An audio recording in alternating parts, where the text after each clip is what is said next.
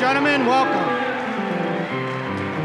Look, I have a couple announcements for you. Everyone take a seat and we're going to get started here. I have a couple announcements for you.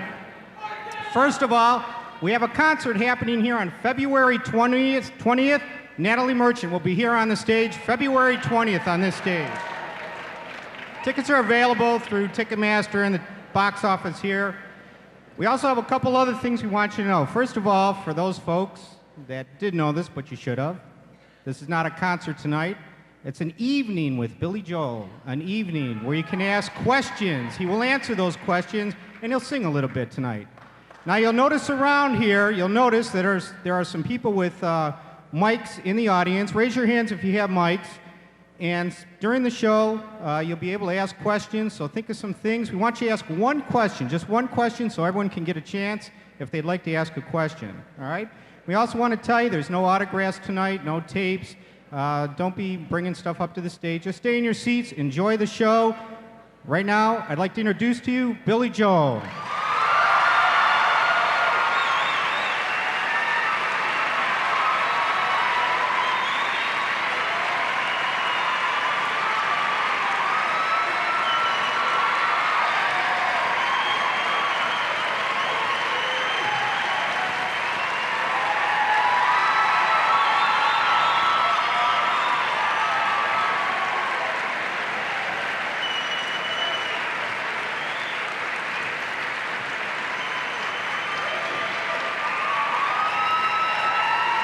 Thank you.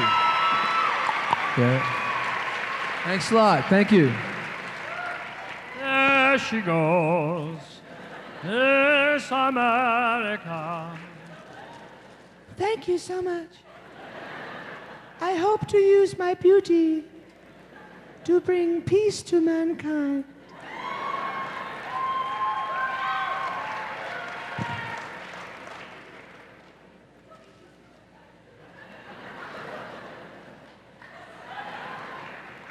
Okay, so, Long Island, yeah, okay.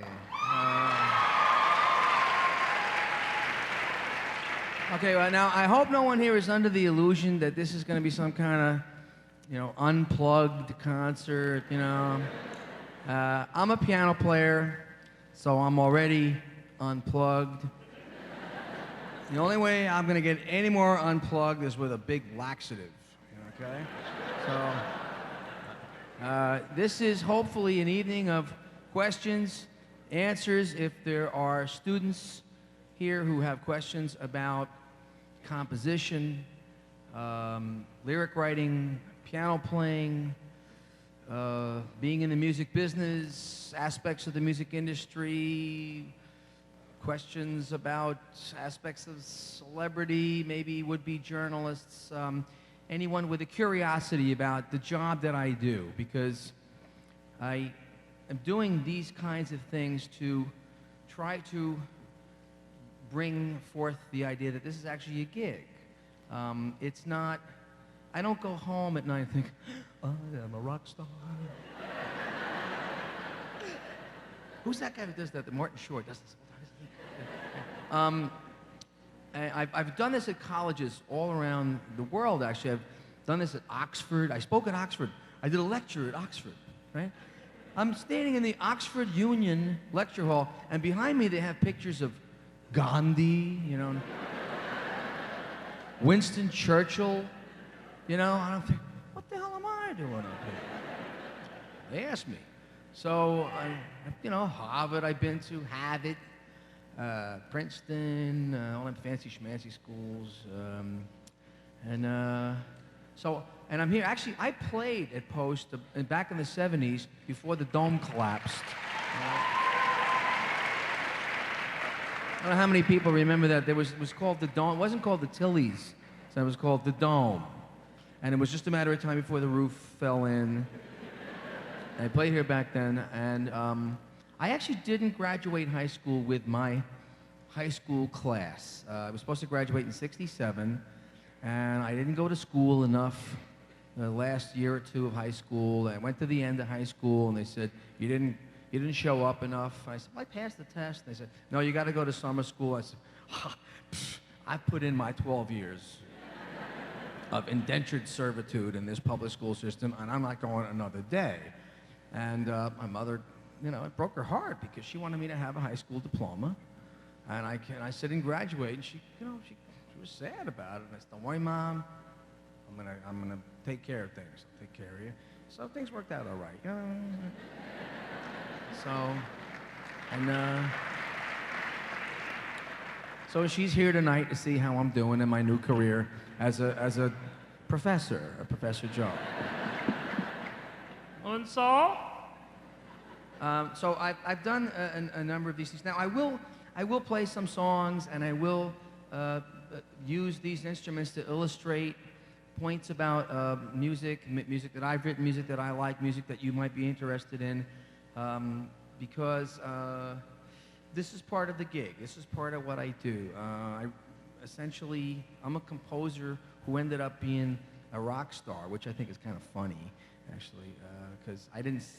In the '60s, I wanted to be a rock star. When I was in these bands, the Lost Souls, the Hassles. Anybody remember the Hassles? Yeah, there's a couple old farts here tonight. And then I went on to be a writer, and I decided to be a songwriter in the era of the, quote, singer-songwriter.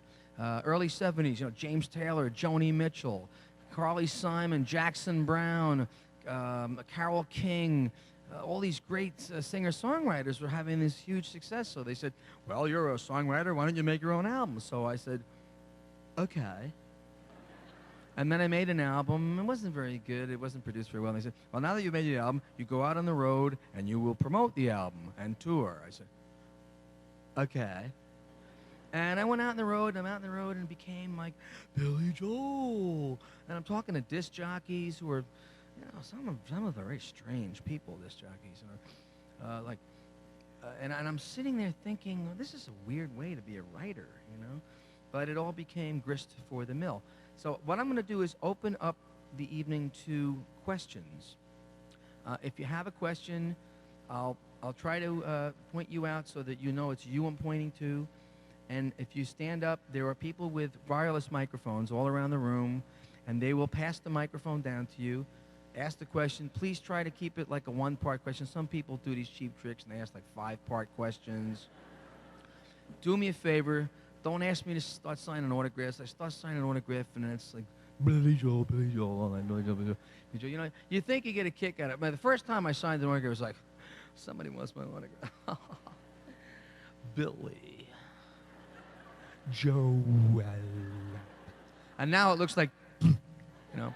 But it takes up a lot of time. And do me a favor also. I know some of you may have tapes of songs, and you may want me to hear them. Look, I'm not a record company, so I'm not going to put out your record. I write my own music, so I really don't need you to write music for me.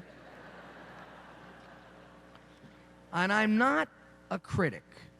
And so if you give me something because you want my opinion, even if I think it stinks, I'm not going to tell you it stinks. I'm going to go, "It's really good, man. Good luck, good luck, good luck. Lots of luck." Because I've heard some stuff that I thought was awful by some very big names, and I was brought up to be polite. And if you have nothing nice to say, don't say it, unless you're with like really close friends, you know. So, and the other thing is, I get sued all the time, you know. And I don't want to get sued anymore. You know, we sent you a tape. Well, a letter from a lawyer. My client sent you a tape and used the word "the" in his song, and we noticed in your last album you used the word "the" 1,500 times. Therefore, we are blah, blah, blah, blah, blah, and you will appear in court. And they actually, you know, you got to fight these things. And even if you win, you're out the money, and the lawyers are all happy. They run away with little bags of money. We love the music business, you know. So I'm sure there are law students here. Nothing personal, okay? But I don't want to get sued anymore, so don't give me your tapes.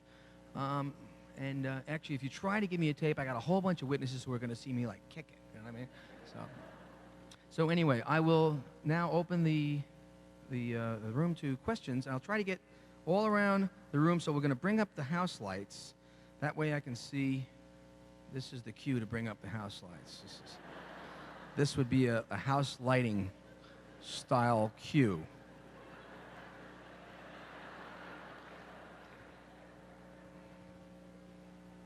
There we go. Okay. He takes off the scarf. He must mean business. So, even in the back of the room, I will try to go wherever I can to. Okay, there's a gentleman all the way in the back waving his hands frantically. Must have something extremely. No. I'm talking about the back, man. I'm talking about like Medford, you know? Coram. Middle Island, you know, one of those. Can they get a microphone to him? Yeah? Okay, let's see if this works. Don't hit it. Doesn't work. Hi, you Hello? have to speak up, though. How come I'm hearing bop, bop, bop? There you go. It's him. It's me. I wanted to say thank you very much for picking me first. I listened to all the rules that you laid out. It's him again. And this falls in between all the cracks. I have about 17,000 questions I wanted to ask you. So, and I checked this with my girlfriend, and it's fine. I was hoping we could maybe invite you to dinner at the house, because we live in Bohemia, and... Oh, I wasn't far off then. Right. No, not at all. Okay. And failing that, I wanted to ask you a quick question about... You don't have to answer me now, by the way. I'll send my address up. You had a very long association with one single producer, and I try and read everything and listen to everything you say, not everything, but what do you think about that? You haven't said much about Phil Ramone, kind of parted ways and have done great stuff since then, but I'm sure everybody here loves the early stuff, and he had a lot to do with that from The Stranger on, and do you miss work with him? Do I miss working with Phil Ramone? Yeah. Okay, good question. Okay.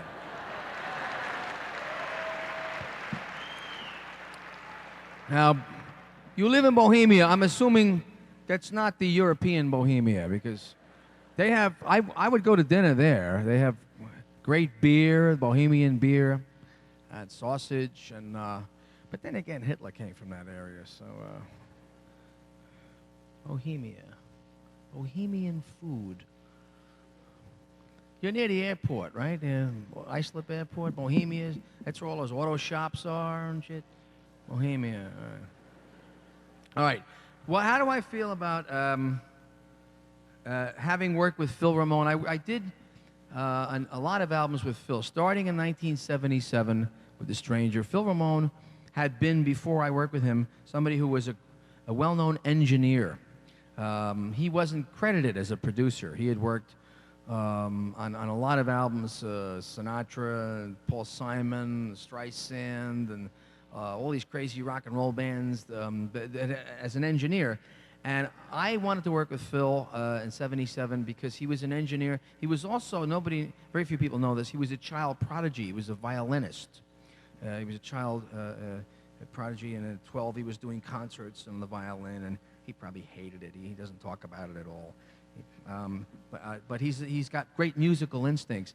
And I worked with Phil up until the bridge. Yes, thank you. Which is like 86. So it was like 77 to 86. So it's just about 10 years. What happened was, and I love Phil Ramone, and I loved working with Phil Ramone, and I may work with Phil again because I have so much respect for the man.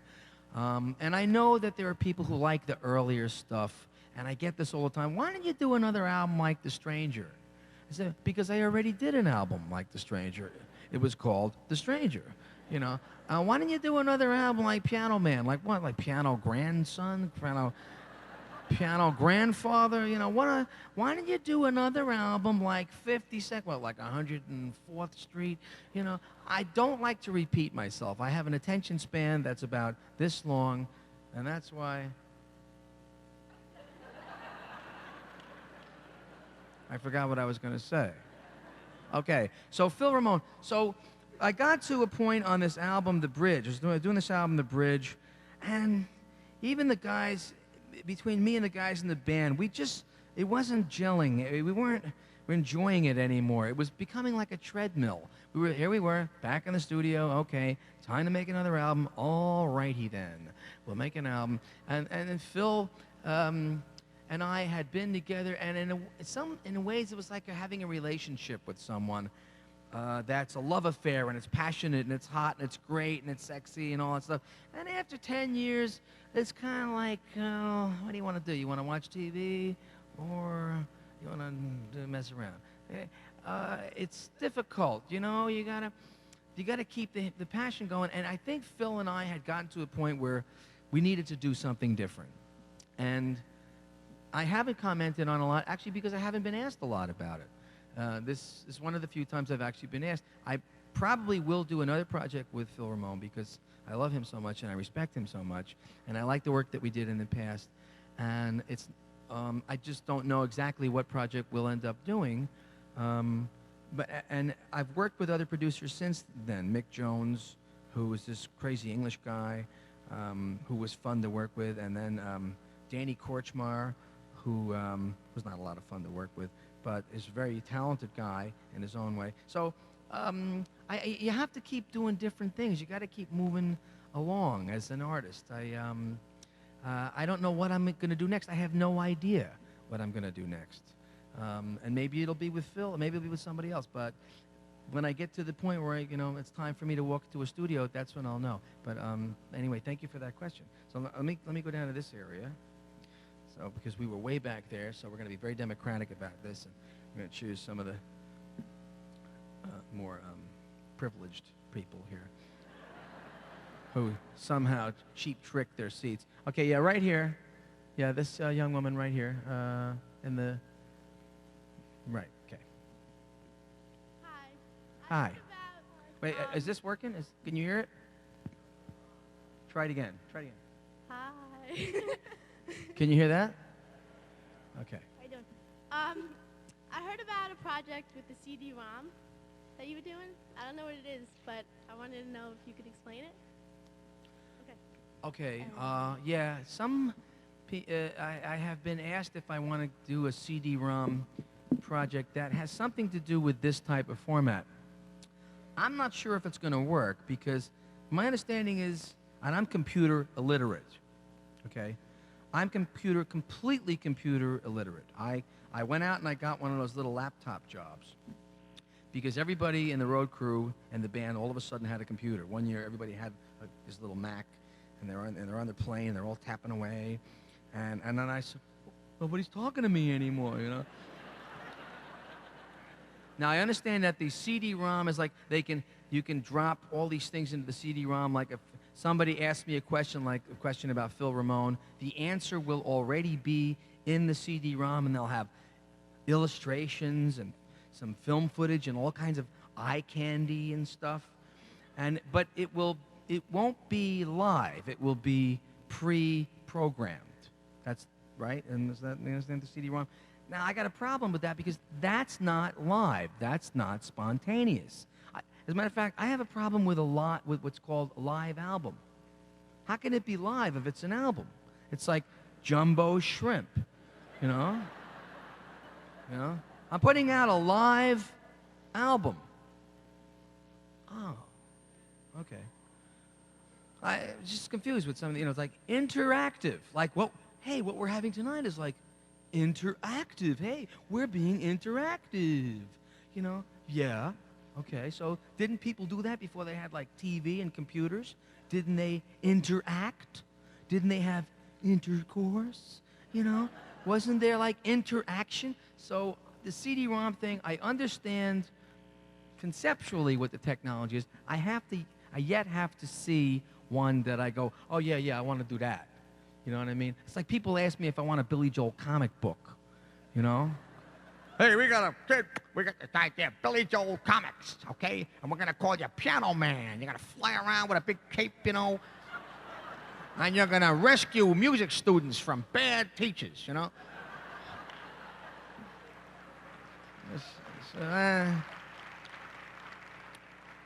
Nah, I don't want to do that. The other day, they sent me, some merchandising company sent me Billy Joel wine.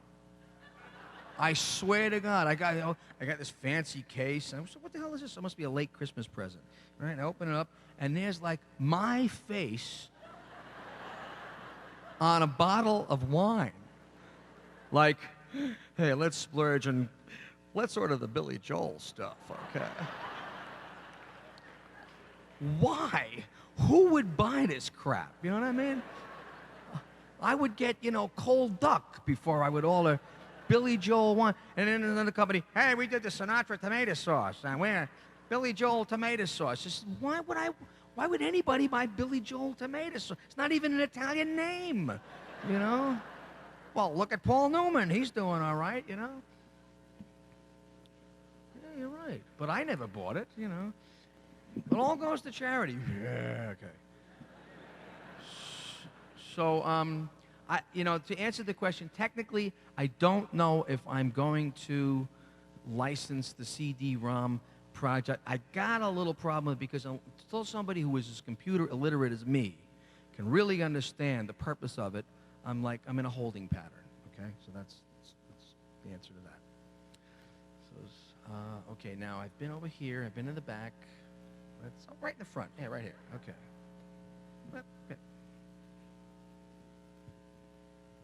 I was just wondering, the songs that you write about your daughter and from around the island, if they come naturally to you, or if you sit there and think, I want to write a song about my daughter, like, is it hard to do? Like, do you like just think, all right, I'm just going to write a song about my daughter and just do it, or does it just like come naturally to you? Okay. And then you go from there. A fair enough question. Let me use one of these things to illustrate.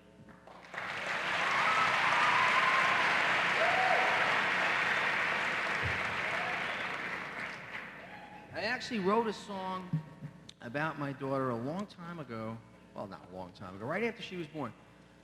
Now, this is a book with all the lyrics in it that I wrote, because I wrote enough songs now and I'm starting to forget, all right? I'm not going to lie about it. Now, I could bullshit you and have a teleprompter and you wouldn't have any idea. A teleprompter, this thing I used on the Elton John tour. Elton John has a teleprompter. Now, a teleprompter is essentially a television set with words on it.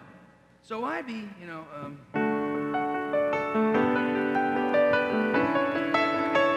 and it's his song, so why the hell should I know the lyrics to his song, right? So I watch TV.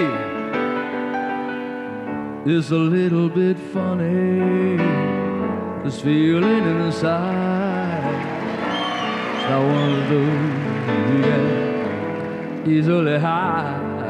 I always kind of cringed when I did this part. I don't have much money, but if I did, I'd buy a big house, and I would never look at Elton when I sang this song, where we both could live.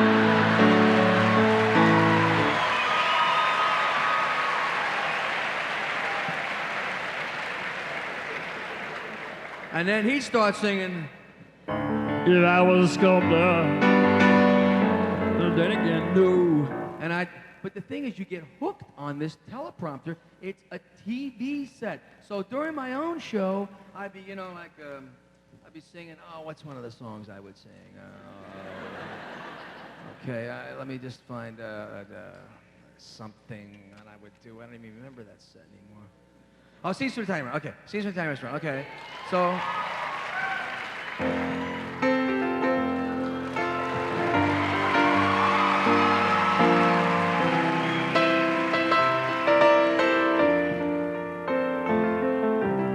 And there on TV are my lyrics. Bottle of wine, a bottle of red, perhaps a bottle of rosé, and instead, which I would never write now because I can't stand rosé. But Billy Joel rosé, okay. We'll get a table near the street. This is cool. I'm on TV. In my familiar place, you and I. That's right. I'm on TV. My words have their own TV show. A bottle of red, there it is. A bottle of white, no commercials, no nothing. It's just you're on TV. So, and I got used to this. So I said, no, I don't want to do that. I want to do it in a way so I can somewhat still have to think. And so who did I go to? I go to Bob Dylan. Right? And I've told the story before. I said, who better to ask, how do you remember all those words?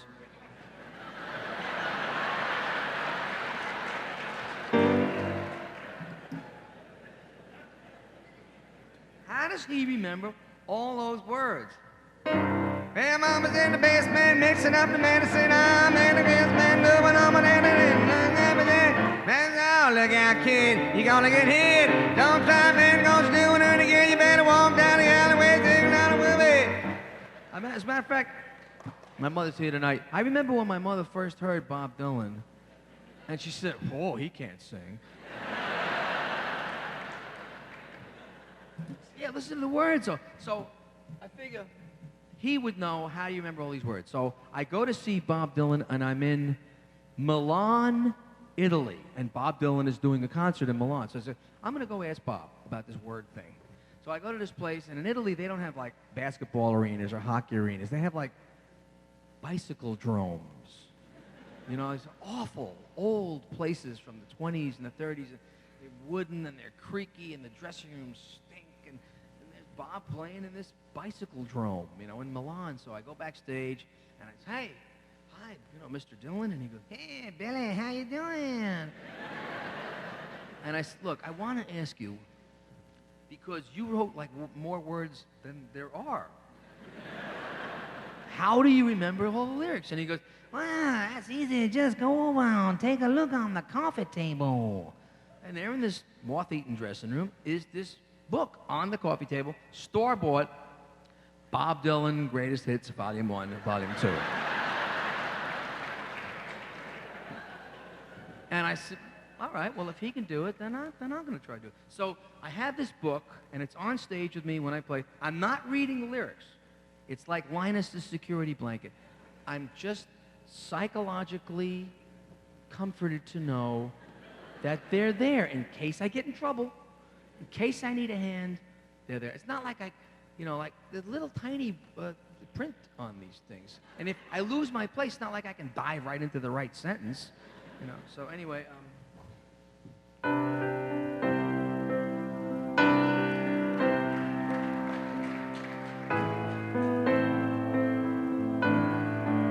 haven't even played this since '86, I think. I hope this is the right key.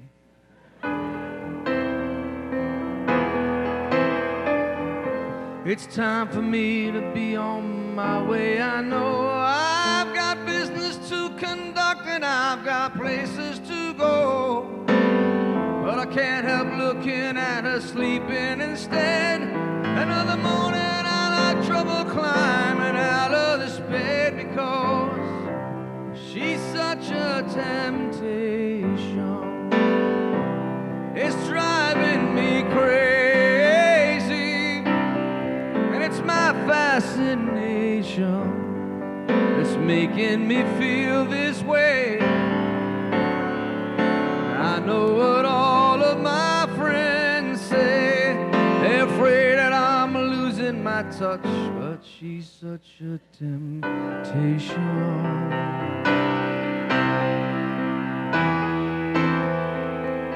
Now that song is about having a baby. That's about having a little tiny baby in the house. Okay? You don't have to... No, I'm not going to do the whole thing. And that song was, you know, was written about my daughter, so it came naturally. Sure, it's natural to write about my daughter. It's natural to write about a relationship you're having with somebody. But people, you don't know everything about me because of what I wrote. I don't tell you everything, you know. I don't talk about my technique and certain things, you know. I don't talk about how I screwed up so much, or, you talk about, I was told a long time ago, write what you know. Write what you know. So, as you go through life, you know a lot of stuff. It's just recognizing that you know it. And my favorite writers have always been people who actually write like what they know, like a guy like Pete Hamill, who writes what he knows. So to write a song about my daughter, you know, you're probably talking about The Lullaby is the one you're thinking about, right? Now that started out, okay, as a piece of classical music.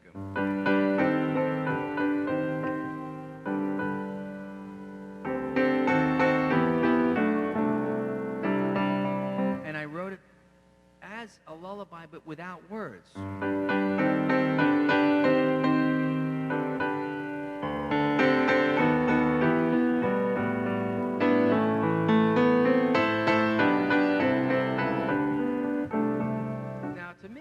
Without the words, it's got a lullaby aspect to it.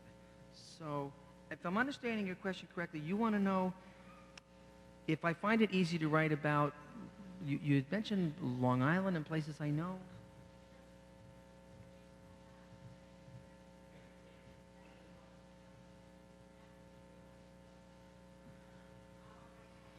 Okay, all right, fair question. I think essentially the question is, did I want to write about that before I actually started to write? I don't know what I'm going to write about before I write. I write the music first. I'll give you another example. I'm going to use this thing. This is a Kurzweil synthesizer. And I really don't know how to use it. So I've just pushed buttons and I hope that shit happens.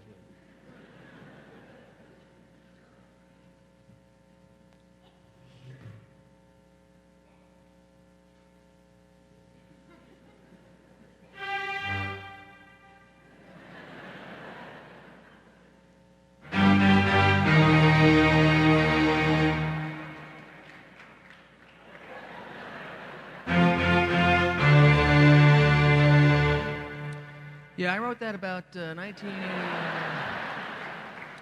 So anyway, I wrote this this piece that went like this.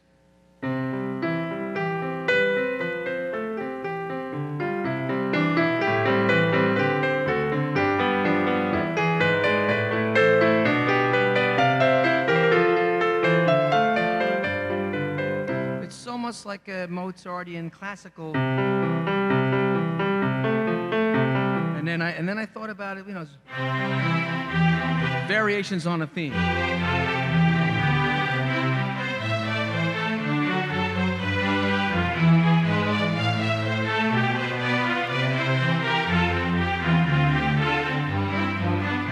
I could just see handing that into the president of Columbia Records, you know.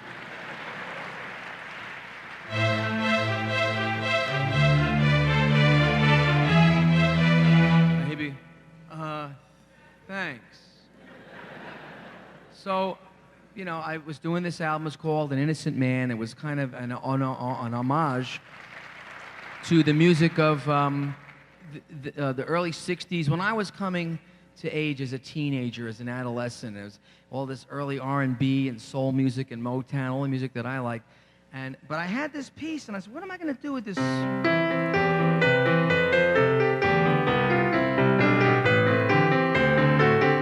And it lent itself to this doom doom doom doom ba doom ba-doom bam ba with you. So remember, as a matter of fact, they did that to you know the Mozart piece that goes.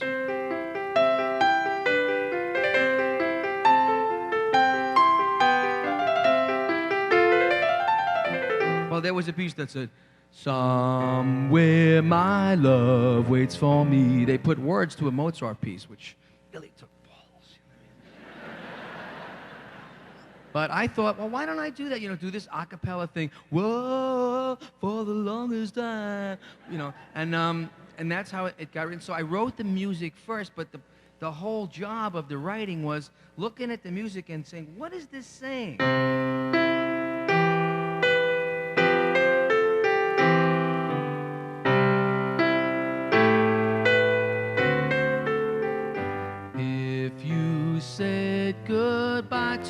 leave tonight, there would still be music left to write. I got it now. I'm hot now. And you catch it. So it's really decoding what is in the music. But think of it this way. Any instrumental music you hear, any classical music you hear, listen to, well, I did it before. Wait a minute, how do I find that thing again? This is where it gets into math here. Ha! Worked. I figured out how to do this, okay. What does that mean?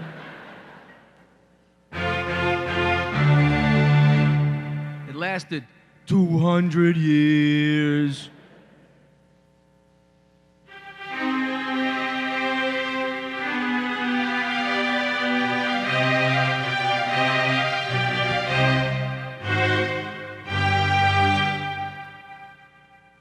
What does it mean? It's this enigma, but everybody digs it when they hear it. Wow, something is going on. Now, to me, it means destiny knocking at the door. Beethoven wrote this music, and when you look at the historical context, he wrote it in, it was the French Revolution. They chopped up off the heads of all these bastards who had kept the people down for so long. He went to Europe, they knocked off all the crown heads, everything was changing. Equality, liberty, fraternity, brotherhood, let's remake the world. And Beethoven was writing at this time. It's very passionate stuff. So. Shit's going on.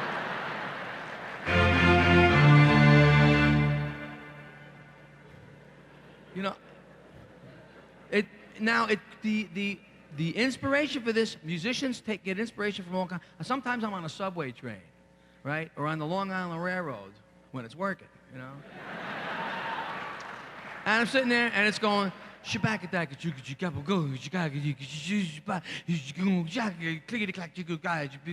thinking, the musicians do that. So this, who knows it? Was the landlord knocking on the door going, "What's with the rent?"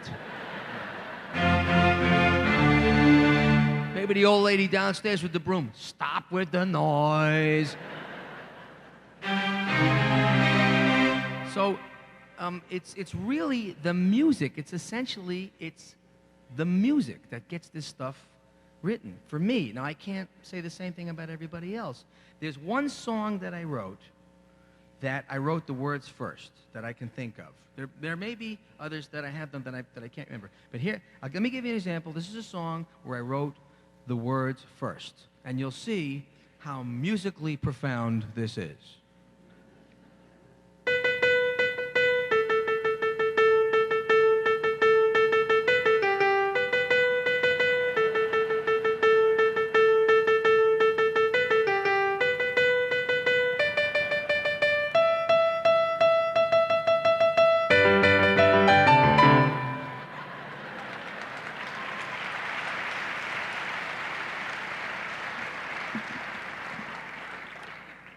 So, you know, it's like a mosquito.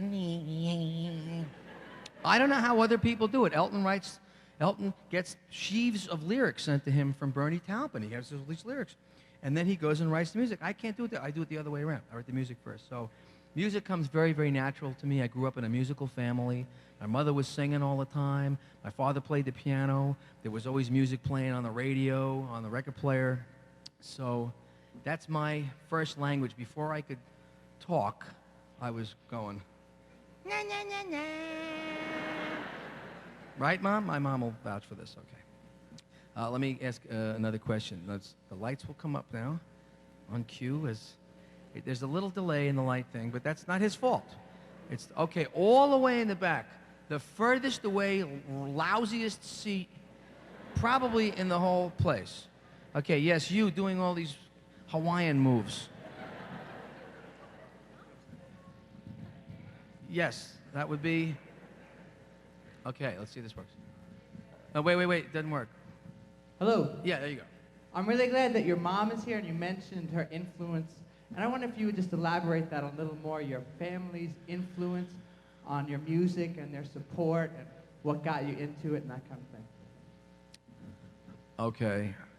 My mother is someone who came from a family that was an English family.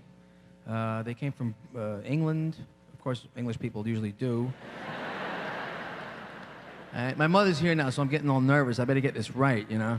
And they moved here early in the 20th century, before she was born, and moved to Brooklyn, and she grew up in Brooklyn. And, okay. Yo, Brooklyn, yo! And my mother has a very good musical ear. She used to sing in where she went to school, which was at the... Did you go to school there? You just went there to sing. You just went there to sing. CCNY. And she snuck into the chorus. She actually... You didn't even go to school there? I didn't know that. You didn't go to college?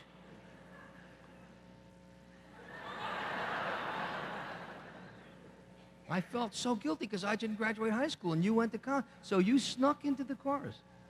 Oh. They needed an alto. Okay. So she was very familiar with Gilbert and Sullivan. She would sing in a lot of the Gilbert and Sullivan productions at CCNY. But she was familiar with classical music. I think her family just listened to classical music on the Victrola, on the radio. So I grew up hearing this music from a very early age, from the earliest age. Now, when I was a little kid, we had a piano in the house. It wasn't a big 9-foot Steinway piano. It was an upright Lester. You ever hear of a Lester? The Lester Piano Company? Exactly. It was a Lester. Yep. An upright Lester piano. Okay. So, here's a sample. So here I am, and I'm, 3 years old, and I'm walking, I'm going.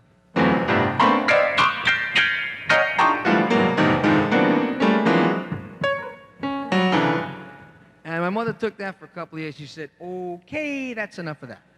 Hey, you're gonna bang that thing. You're gonna learn how to bang it right." And she dragged me down the street. I still remember this, Mom. I'm still a little mad about it.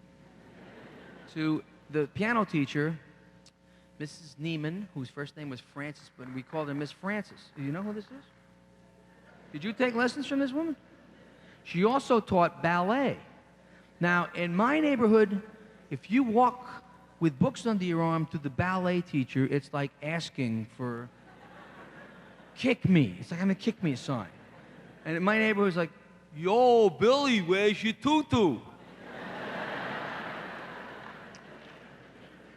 No, Dickie McWill would bust my chops. Billy, come over here. I want to talk to you.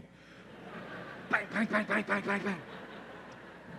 So I had to learn how to fight because I had to learn how to play. It was weird, very strange existence. So now I learned how to play the piano. Now my father and my mother split when I was still fairly young, but my mother kept me going on the piano lessons. I don't know how she did this because in those days, this is an intelligent woman.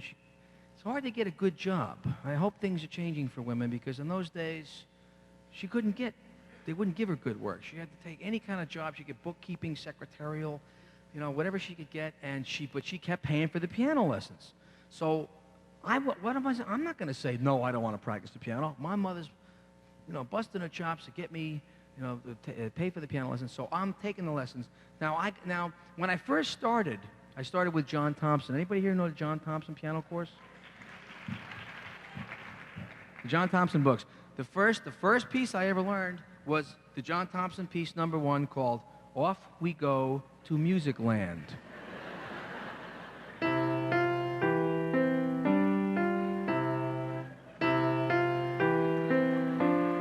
It had a little picture of a kid, going off to music land.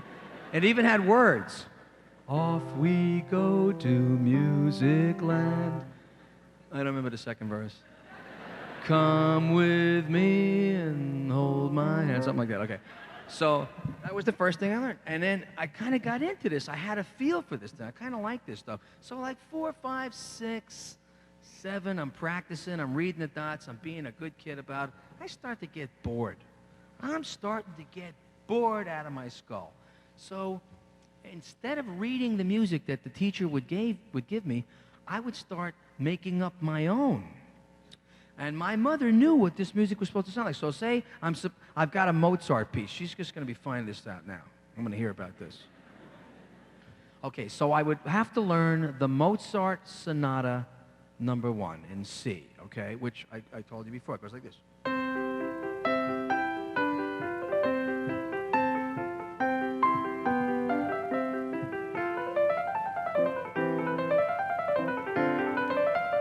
Et cetera, et cetera, et cetera. Okay, so I didn't want to read the dots, so I decided I'm going to make up my own Mozart, and let's see what happens. So I'd learn the left hand, which is, but I wouldn't play what he wrote in the dots. I'd go.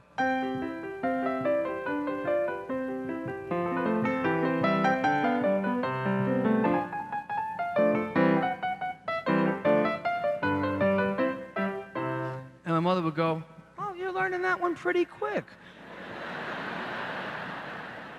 And I had to make it sound like Mozart because she knew what Mozart was supposed to sound like.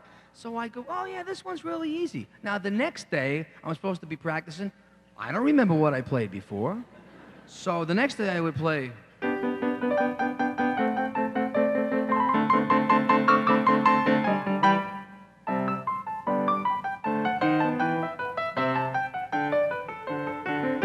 And she'd go, "What was that?" I say, the second movement. Now, and you know, I'd be going on the third day. I didn't remember what I played the second day, so I'd go.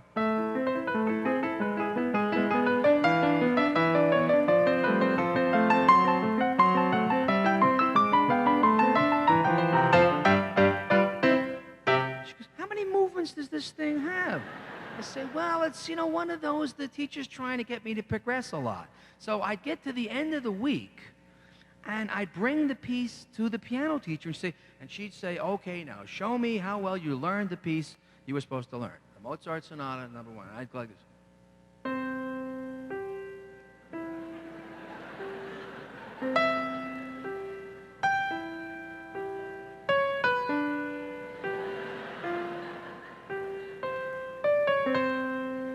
And she'd slam the book.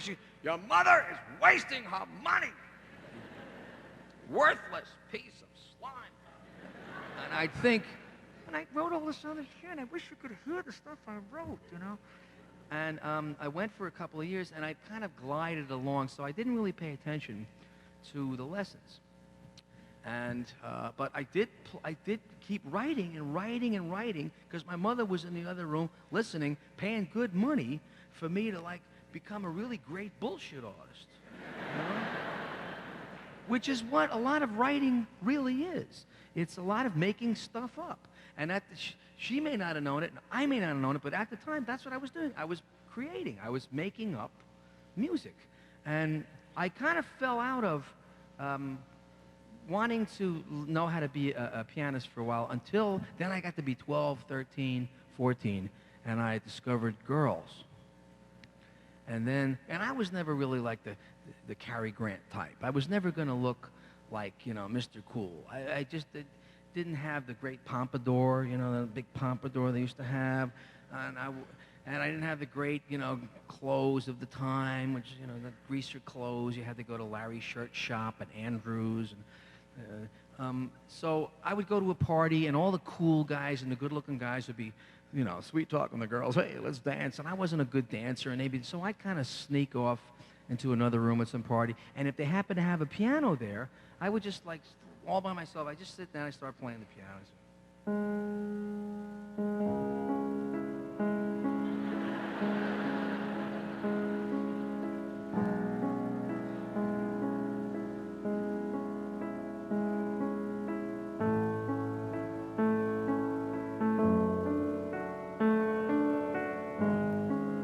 And I'd look up, and there was a girl.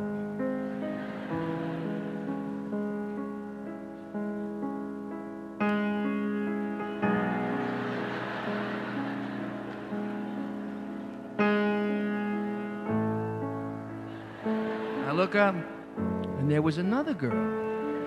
And I think to myself, this thing is incredible.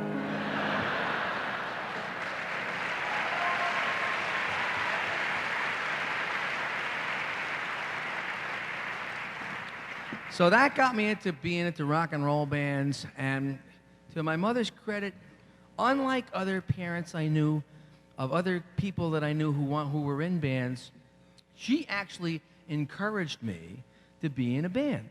She thought she liked the Beatles, she liked the Rolling Stones, she liked the music I was listening to. So I owe a great deal of what I am, what I've done to my mom. So thank you.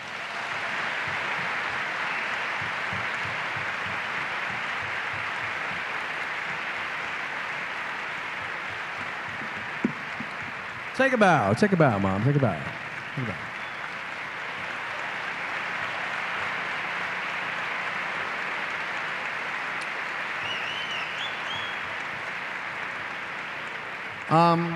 And as far as, just to finish the question, as far as my other parent, my father's influence on me, he was a great piano player. He classically trained, very strict as far as what piano playing was. One time, I started to boogie-woogie something up. I'll show you what I did. Did this. And I was just in a weird mood, and I started going.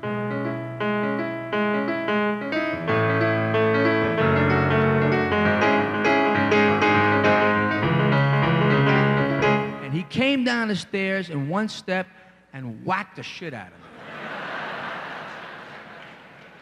And he hit me so hard, he knocked me out.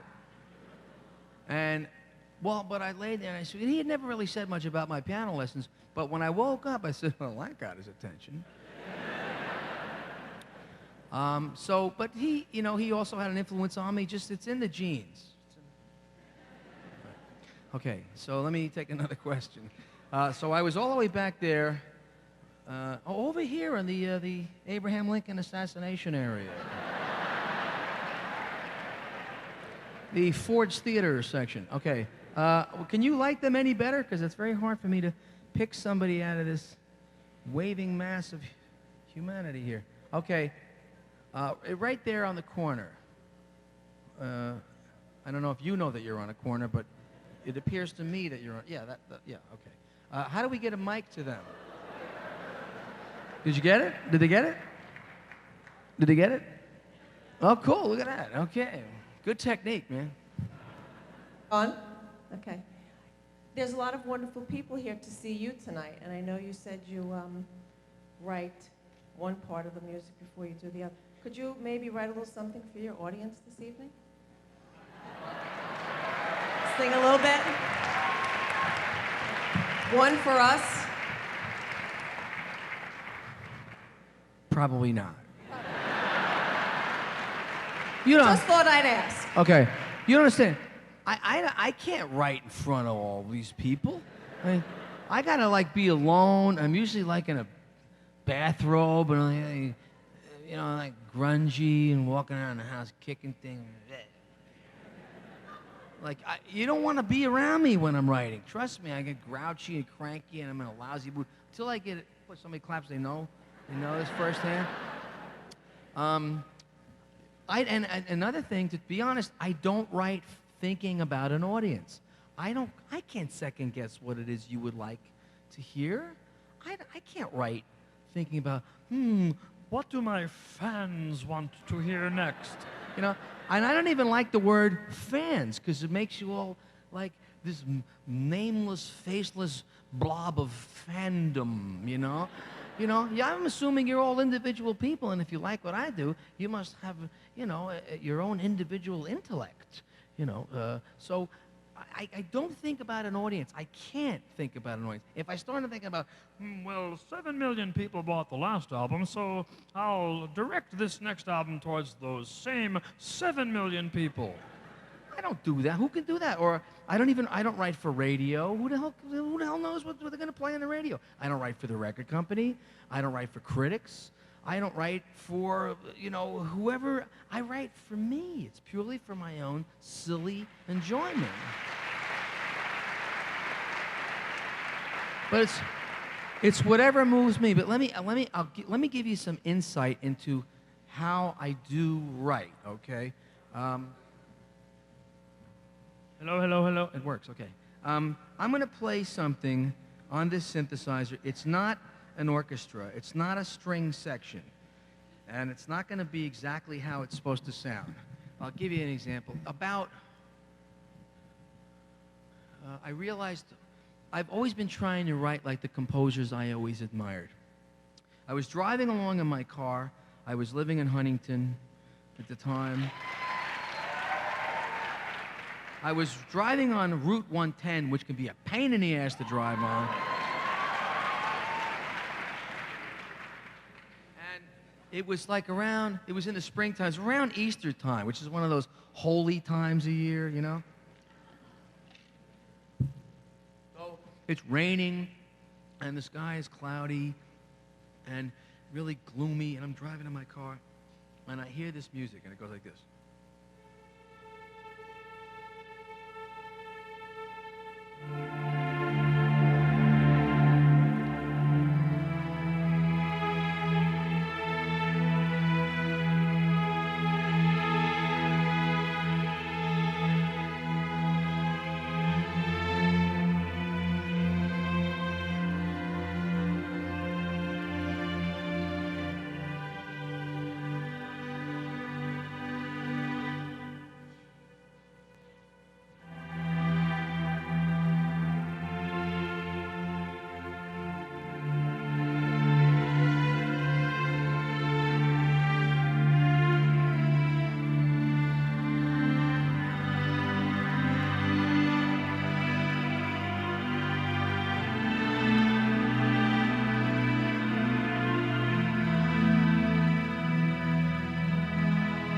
Now, this is a piece of music called the Adagio for Strings. It's one of the saddest pieces of music ever written. It was written by a composer named Samuel Barber. It's so sad. They played it the night that Franklin Delano Roosevelt died. Now, I had heard this music before, but I never listened, really tuned into it. So I'm driving, I'm sitting on 110. What else am I going to do except tune into the radio because the bastard in front of me is going about 5 miles an hour, right? Now, they used this piece of music in The Elephant Man, the movie The Elephant Man, and in Platoon. They used it because it's so sad. And it builds, and it builds, and it builds. And I'm shortcutting it, I'm not playing it right. And it ends on this, it doesn't end, it builds to this peak.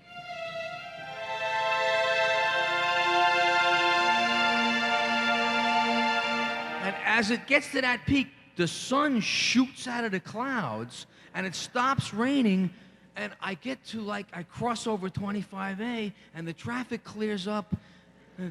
I had to pull over. Right?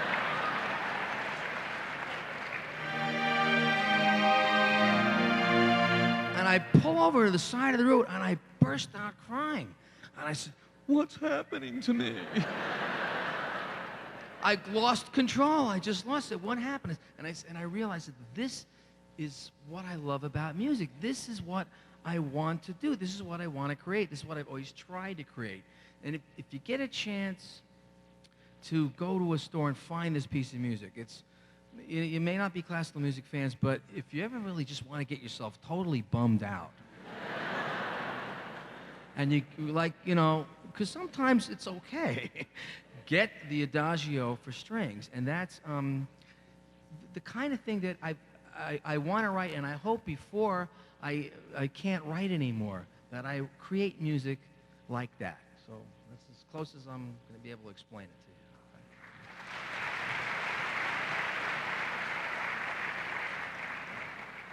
So let me take another question. Let's, and the lights come up. Maybe I should play a song, right? Play a song?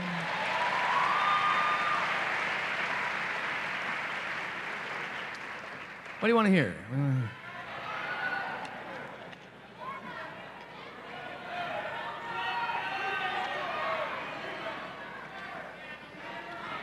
Okay.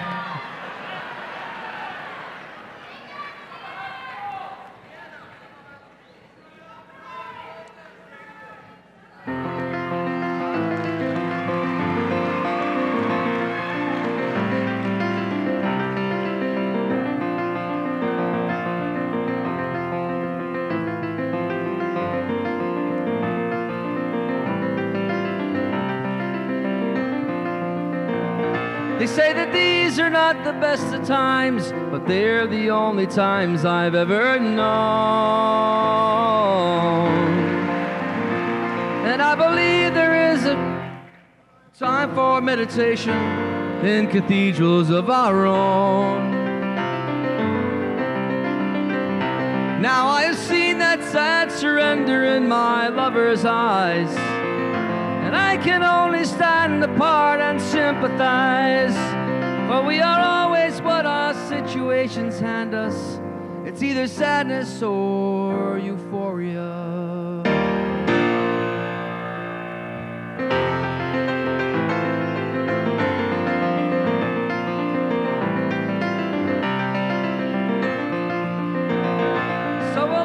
And we'll compromise, realize that nothing's ever changed. For all our mutual experience, our separate conclusions are the same.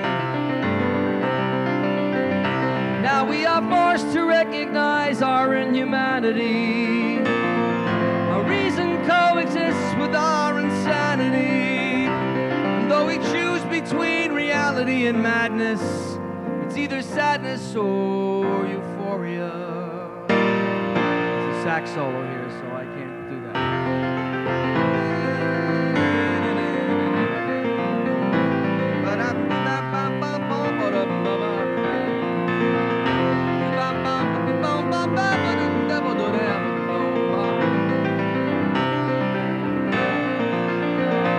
How thoughtlessly we dissipate our energies.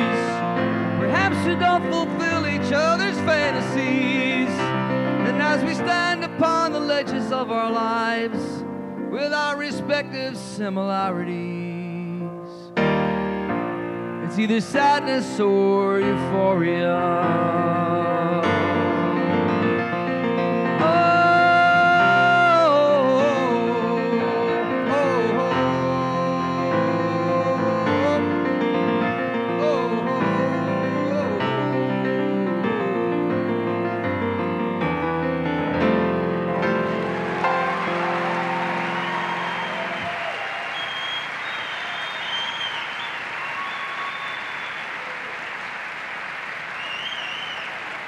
Thank you.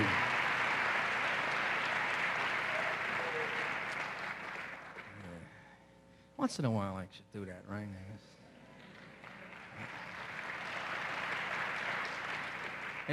But it definitely feels weird. You know, I miss Liberty hitting the drums and singing his version of the lyrics at me, you know.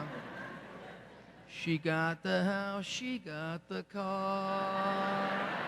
You know, I miss that. Okay, so actually, while I'm trying to think of a song like I could write for this pain in the ass question over here.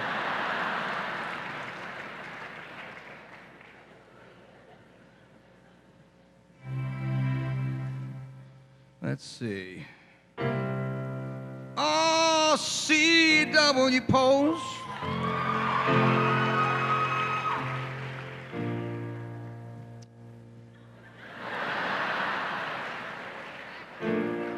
I think that you're the most. Maybe I'll write a country song about, you know, a CW post. Let's see, you're in New York.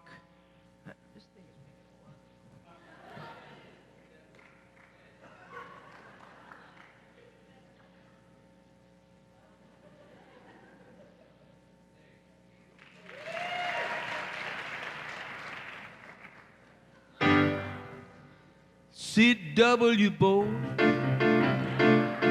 W Bowes, great Caesar's goes, I drink a toast, CW, nah, that sucks.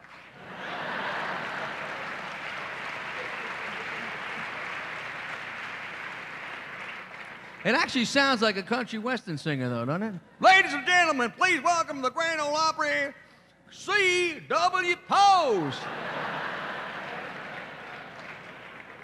Well, thank you, you know. My name's C.W. Pose.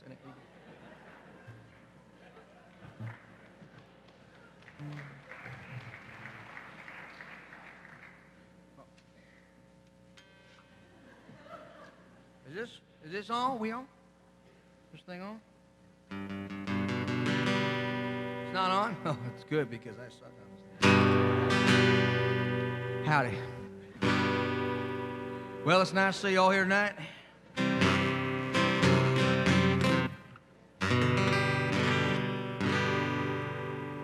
right, this isn't tuned.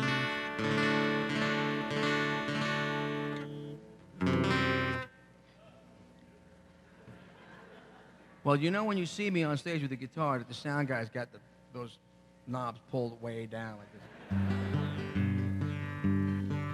Well, I went into town the other night to see if I could start a fight. I felt so mean that I was going nuts. Well, I felt so downright mean, you see, that when some dude bumped into me, I went and stuck a pitchfork in his guts.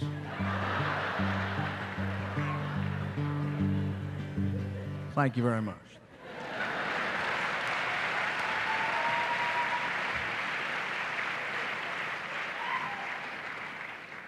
Don't break my heart, my achy breaker. Okay, let me take another question. Okay, so I went to the Abe Lincoln area. Okay, now I'm sure you want your shot too, right? Okay, actually it was that side that they got him on, I think. Okay, yes, okay, yes, you're right there. Yeah. Now you have to kind of throw the microphone. Let's see how good you are. Now it's an expensive microphone. Don't drop it. Whoa!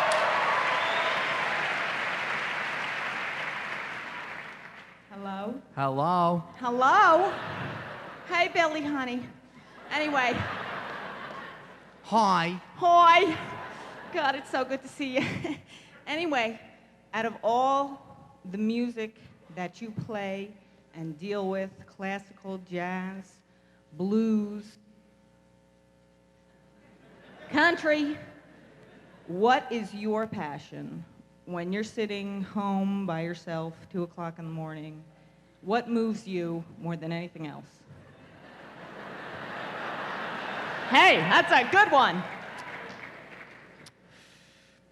It isn't always music, you know.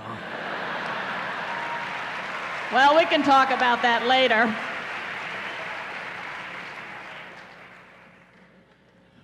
Sometimes music is background for other things. Although I hate to use it as wallpaper. Let's see. What do I like do? What do I do when I'm by myself and I just want to like get charged up and what do I enjoy? Okay, I'll show you what I do. I could do that. Let me go to this thing. I get a kick out of this thing. Sometimes I give myself a concert and I think, ha ha, people pay money for this. And ha ha, I'm getting this for free, and I'm going to play longer than I usually play. Ha ha ha ha. You know? And there's nobody there, and my cat's walking around like, doesn't he stop with this noise already? What do I do? I'll play like.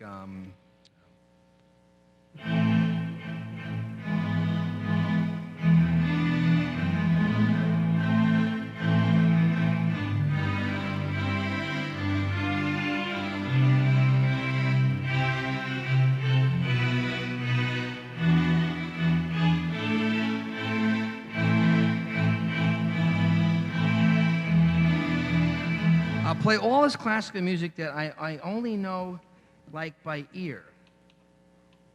Oh, I got it. I did this. Okay, Freuden, Zeit. I don't even know how to speak German. Leiden,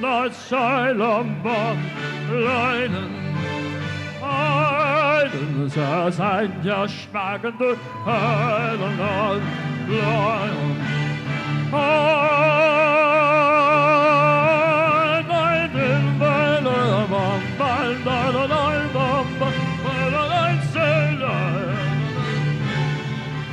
Everybody!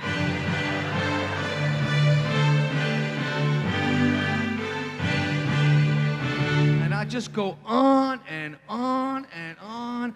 And I think I'm doing this so great. And like my piano teacher was there, like she was there with an automatic rifle shooting me, you know. But it's my version of this stuff, and I little by little, I start to get it. And that's what I do. I actually, I play ersatz, my version of classical music. And I got this synthesizer, and I got all these speakers, and it goes through this big living room that I got that I don't live in. Does anybody live in their living room, actually? It's one of those rooms nobody uses. The useless room. But, and that's what I do. I play this kind of stuff, like.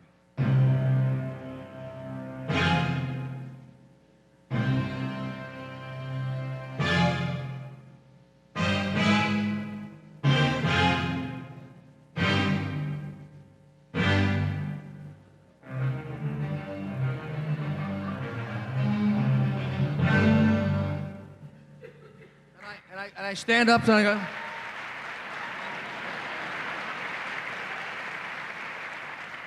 But I'm getting a kick out of it, so that's what I do.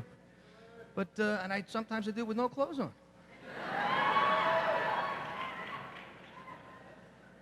Let me get another question here.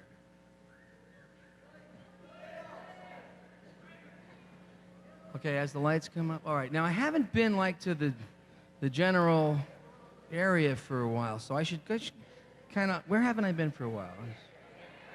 Well, I know I haven't been there, but I was in the front row though. So let's be democratic here. How about back here, right in the middle, right in the middle? Yeah. Okay. Fine. Sure. Yeah. Okay. Take credit for everybody else. It's okay. I just want to. Hello. It's on. It's on. Don't mess with it. Oh, okay. Okay. It's nice having this conversation with you. Thank I think you. you should try to make a post-football game. And I just wanted to ask you, I know that if I made it pretty big one day, likely to do with my career, but it's to know if there was anybody that you look back that you might not have particularly liked or cared for, whether it be a distant relative or somebody you went to school with, and somebody that you've enjoyed to kind of remind them how well you've done to kind of... Okay, yeah, that's a good question. You know what, I'm glad you asked that because sometimes, and it's not that, there's nothing good about revenge.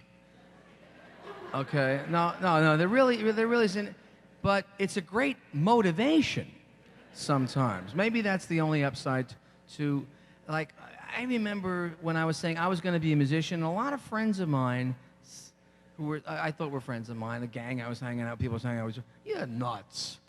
When are you going to get a real job? You can't do that. You're never going to make it. There's all these other big names. You're going to bomb out. You're never going to make it. You got to get a real job. And I didn't particularly hate them for saying that. I thought they were right. Because at the time, going into, the music world was like, joining some kind of, alien expedition. You never knew what planet you were going to end up on. This was back in the 60s, and although I had the support of my family, really it was one of those gray areas. You never knew where you were going to end up. So once in a while, I would run across one of these, people that I used to hang out with at a gig. I started gigging, and I started doing well, and then I had a hit record, and then they would end up coming back and say, remember me? Vinny Gabanzalunzio from, I was right in Winter Lane, right down the street from you, Winter Lane. And I said, oh, yeah, okay, yeah, Vinny, I remember him, bring him back. And he'd go, hey, Billy, can we talk for a second? We got to talk for a second. So I said, yeah, what's the matter? He goes, Billy, listen, can you lend me $50,000? And I'd say, Vinny, I tell you what, when I get a real job, we'll talk about it.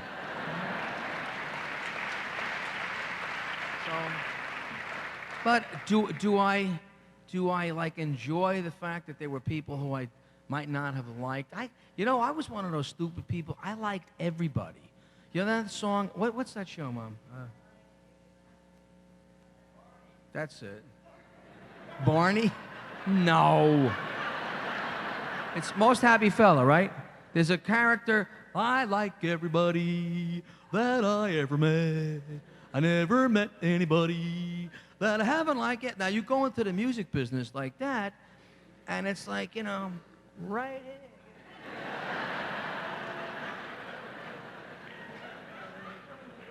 You know, I trust you, I like everybody, everybody's nice, I like everybody. Sometimes it's okay not to like people because there's some real bums out there. But I liked everybody, so there wasn't really anybody I hated. I'm trying to think, who did I not like that I'm really happy that, like, I'm like this rich rock star now? I'm trying to think. That was basically, that was the question. Yeah, it's like, who do I really feel like?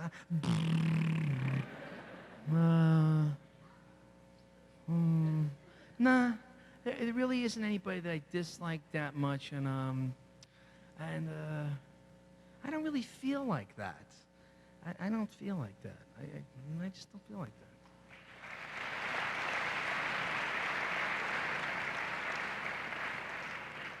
that. Don't get me wrong. This is an incredible job I got. It's a very good job, and I'm very happy to have it.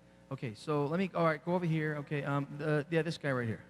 No, the guy right next to him. Oh. Hey, now he's all disappointed. All right, you know what? You can ask right after him, all right? Give me the whinge thing, you know? Thanks. Thank you, Billy. Thank you. Okay. When I was in high school, I was studying to be an actor. One of the problems I had with being an actor, my only fright was singing. Still not very good at it, but a certain teacher got me the courage to finally start singing in front of an audience. It was Mr. Arnold. Oh, Chuck Arnold, yeah. Good teacher. Hicksville? Yes. He was a big influence on me to get me to start singing. I don't really do much acting, but I consider him one of the most influential people in my high school, during my high school days. And I give him a lot of credit for, like you said with girls, it was the same thing with acting.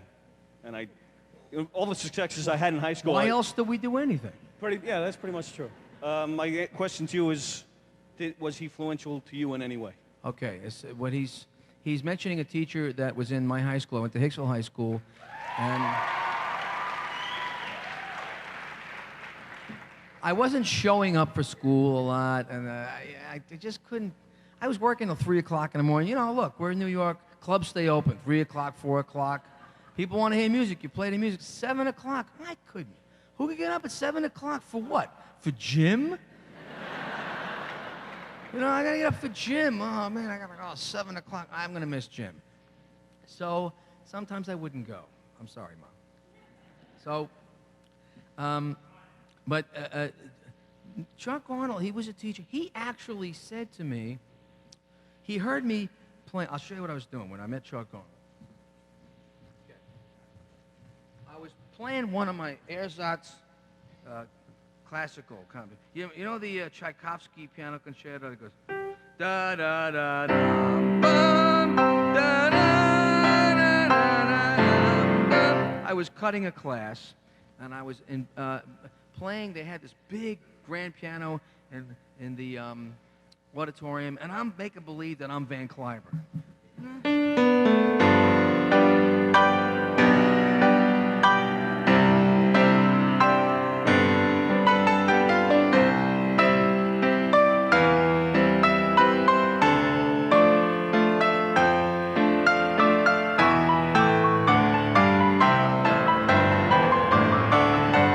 Obviously, I don't know how to play this thing.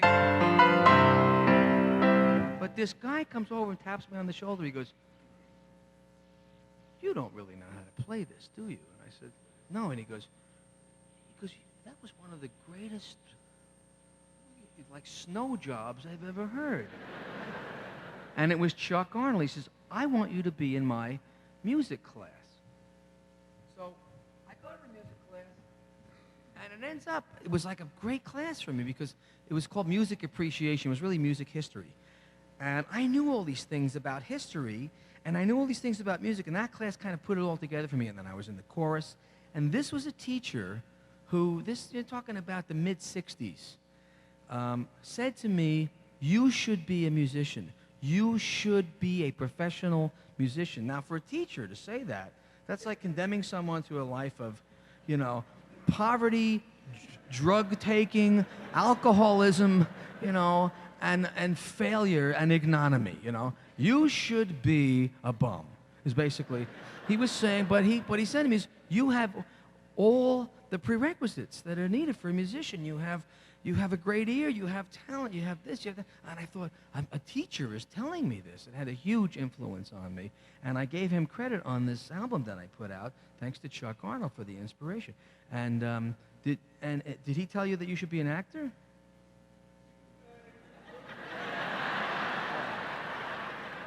Or did he say, maybe you should stay with the accounting thing? He liked your acting, yeah. He was a very good teacher. Teachers do make a difference. One of the reasons I'm doing something like this, me too. Well, you'll remember a good teacher for the rest of your life, and it's not just the popular teacher, but a teacher who really had an impact on you. This guy had an impact on me. And I actually wanted at one time to be a teacher. I thought about being a history teacher. I always hated the way they taught us. Well, the Civil War began in 1861. Okay, 1861. That's not what it was all about. It was like, what was this whole big important thing that happened? What was it all about? What were they wearing? What was the music they were listening to? What kind of sports did they do? What did they do in their hobbies? What did they do in their off time? What was their real life like? And they didn't teach history like that. So I wanted to be a history teacher, but then I didn't graduate high school, so there went the history teaching thing. So, but yes, that teacher did have a big impact on me. And now this guy right next to you, I'll follow up. Hello, Billy. Hi. I have a question for you concerning you and your record company. Your past two albums, there was a special release, I don't know why, of all places, in Australia. There was a special box set, and it had one disc was similar to what you're doing now, yeah, plus Yankee Stadium and some songs from the Meadowlands with Elton John. I'm curious, why don't you think that it would be released here and only in Australia, of all places? I tell you the truth, that is a decision that was made by Sony. Now, Sony is an international company. I'm on Columbia Records, but I'm also on Sony Music Entertainment. Sony is this huge international conglomerate. They have a record company in every country in the world. Sony Australia, Sony Germany, Sony Egypt, Sony Montenegro, Sony Bosnia, Sony, you name it, there's a Sony company there. And they will come to me and ask me to put out certain types of things. And now this is stuff that I've already recorded. There was actually an interest from the Australian record company for me to take one of these. I think it was at Princeton University. I did one of these things at Princeton, and Australia said, yeah, Billy, we'd like to have that on an album that we can put out here in Australia. So I said, really? Like, what do you have, like a death wish or something? Like, nah, we really think it would really get in great, and there's a great demand for it, Billy, and we want to put it out. So I said, if you guys have the nerve to put this out, then go right in. And it was actually their concept. Now, if the American company wanted to do that, I'd say fine. But I can't go over there and like force them to do it. I could probably pressure them because, like I said, I want to put out this thing, okay? And they'll go, oh, okay, yeah, sure, it's a great idea, man, yeah. Yeah, no, we really think it'll be a big hit here. Yeah, right. It's like, if they're not going to get behind it, if they're not going to promote it, if they're not going to market this thing, then I don't want to make them do it. So I'm waiting for them to say to me that they'll want to do it. Now, you got it. You heard this was available on an import. Well, so then the Australian Sony makes more money than the American Sony company, and so those guys who thought it was a great idea, really, are looking really good to the people who own Sony,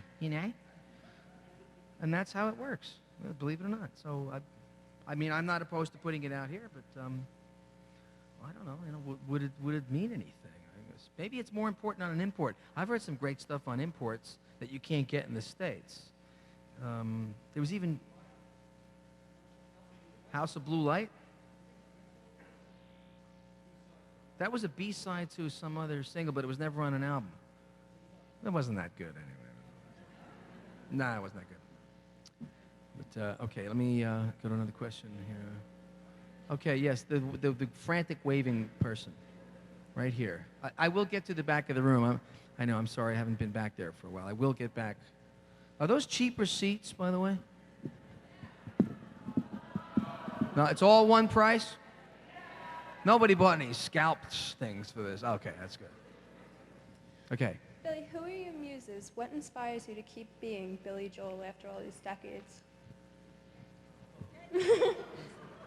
What inspires me to keep Billy Joel? Well, to keep being Billy Joel? Well, number one, I really don't have any other choice.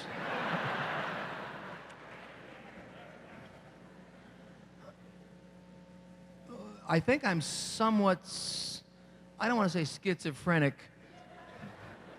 but I have these different hats I put on. I read an interview once about Jimi Hendrix, who I love. It was my idol. I think Jimi Hendrix was a genius. Some days, and Jimi Hendrix said, some days I wake up and I'm a cowboy. Some days I wake up and I'm an astronaut. Some days I wake up and I'm an Indian warrior chief. Some days I wake up and, whatever, and I'm a fireman. Every day he was whatever he was that day.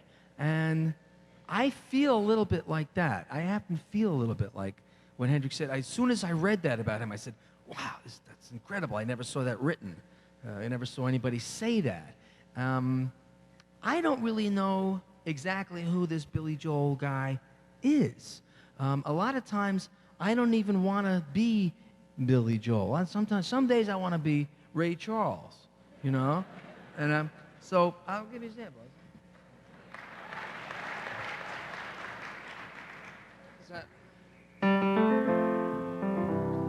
Some folks like to get away, take a holiday from the neighborhood,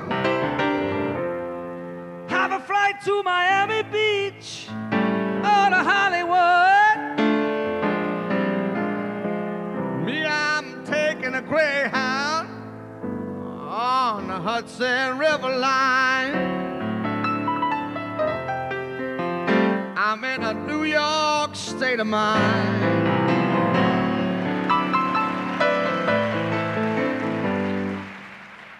Now that day I felt like Ray Charles. If I had said, well, let's see, I'm going to write a song about where I come from as Billy Joel. Levittown. Yes, it's Levittown. There's not much going down in Levittown. Oh, the dirt is brown out here in, that's not a bad song actually, in Levittown. And then some days I felt like I gotta walk all the way across here. And then some days I feel like Hendrix, right? Let me find this. This is called, this is called the fluid guitar stop.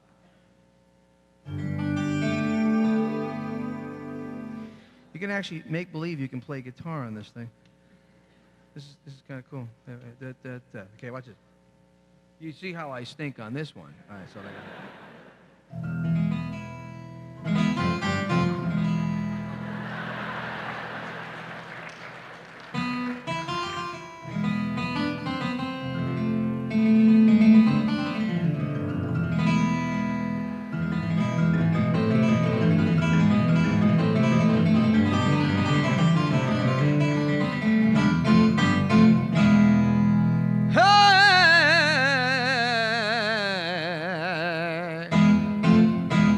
fluid guitar. All right, fluid guitar. Okay, so I write this song, right? I felt like Jimi Hendrix that day.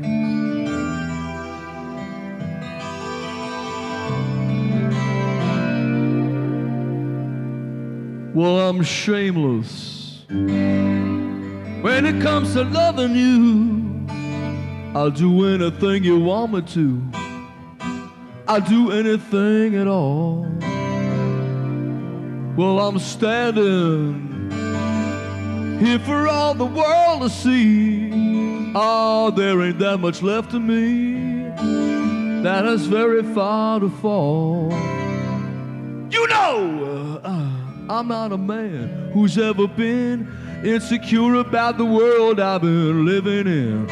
I don't break easy, I have my pride, but if you need to be satisfied, I'm shameless. And I felt like I was Hendrix. I even chewed gum when I was doing, you know. What was that song he did, Little Wing? Well, she's a walking through the cloud with a circus mind, yeah, shucks. She calls out loud. Now, and then that song was born like to be a Jimi Hendrix song, and then this guy, Garth Brooks, did it. And it's, right? And you, well, I'm shameless. When it comes to loving you, I'll do anything you want me to. I'll do anything at all. So this child that I brought into the world is, as you know, a Jimi Hendrix kid grew up to be a country western star, you know. And so, you know, I'm different every day. It's I don't. What inspires me? What drives me to keep being Billy Joel? It's like I don't have a choice. I am who I am, and that's all that I am. I'm Billy the Piano Man. Boop boop. You know. So.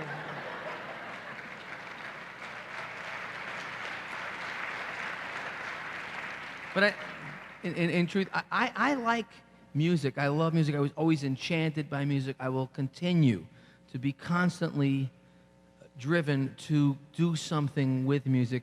I'm not going to try to act. This guy here. They send me scripts. I don't know, these Hollywood guys send me scripts. Well, we see you as this kind of Long Island kind of guy, you know, and you can be in the movie. And they sent me a script that was going to be in a movie with De Niro, and they want me to act next to Robert De Niro.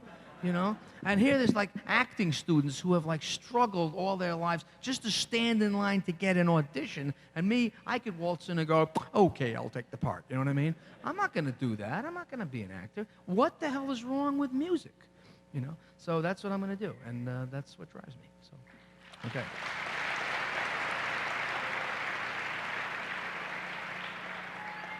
Let's bring up the lights. Now, I said I would get to the back again. Okay. Okay, now we have a minute. Now there's a whole rooting section over here for somebody. Who are you pointing at? All right. All right. If you, whoever's got the microphone, if you can figure out who it is that they're promoting over there. Okay. Okay, it's on. One of my favorite songs of yours is She's Right on Time. And I wonder if maybe you could sing a little bit of that for us and maybe musically, lyrically, a little bit of where it came from? Okay, you want me to sing it like as if this is a big piano bar thing? And Sure. And it's like well, he just takes requests. It's great. It's like a big piano bar. I could pass this back to you, and you know, you could throw a few quid in there for. Let's see. Okay, She's Right on Time. Let me get the lyric to that, and I will get to your.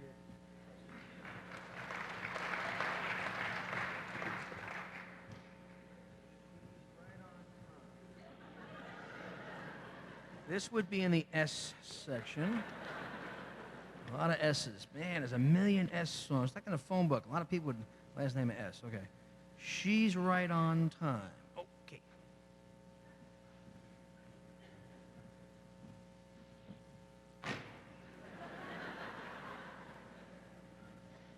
Okay, now I think that was like a combination. Nah, that doesn't sound right. Okay. Turn on all the Christmas lights. Baby's coming home tonight. I can hear footsteps in the street. Turn the choral music higher. Pile more wood upon the fire. That would make the atmosphere complete. I've had to wait forever, but better late than never. She's just in time for me. She's right on time. She's right where she should be. She's right on time. A man with so much tension, far too many. Oh, you know the sins part, sure. Okay, that was written, I always wanted to write a Christmas song, but I didn't want to write one of those Billy Joel Christmas album melodies, you know. I think that's kind of a wank, you know. It's oh, it's a 1983 Christmas. So I thought if I could just like add the element of Christmas to a song about people getting back together, and this, I think this was written while I was still married to X1. And I was, you know, hoping that that was going to work out. It didn't, but you always hope that it does. And I was actually the... Turn on all the Christmas lights. I'll tell you who I was trying to sing like. Was one of my favorite singers of all time.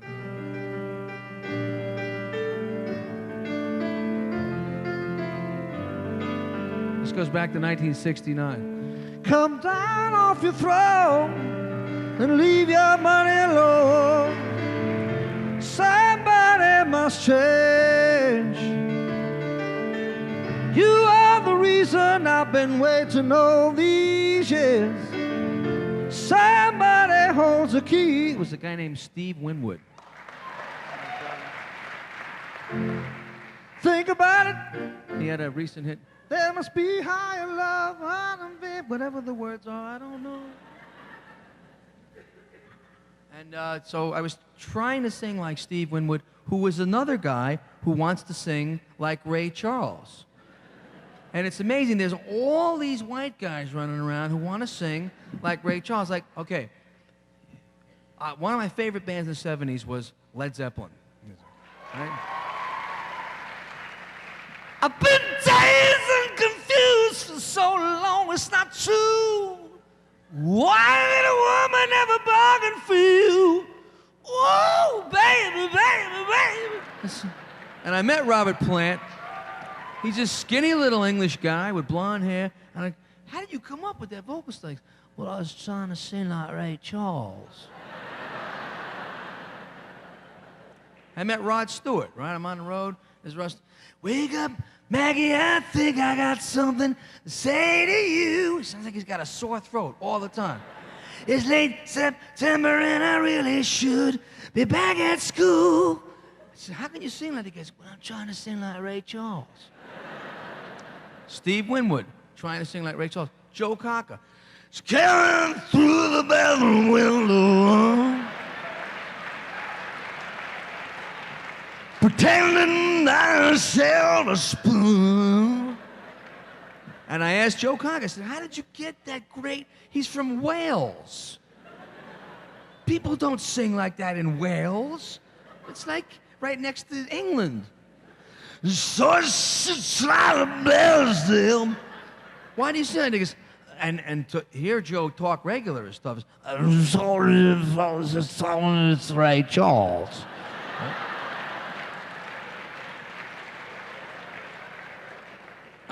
And this Ray Charles has got all these guys to sing like this.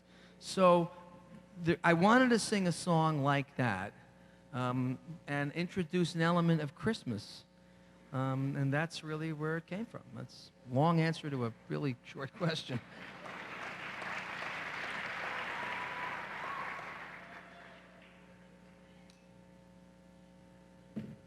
This fan isn't doing shit. It's like having a German Shepherd breathe on me. I mean, we don't ask for much. Mac, where's Max? Do we ask for much in the rider? I'd like a little water backstage, right? Some like bad deli meat would be okay, and a fan.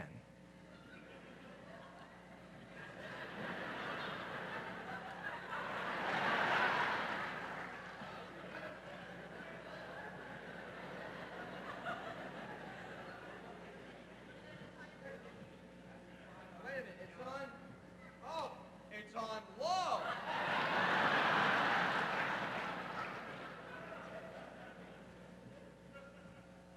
Now we're talking.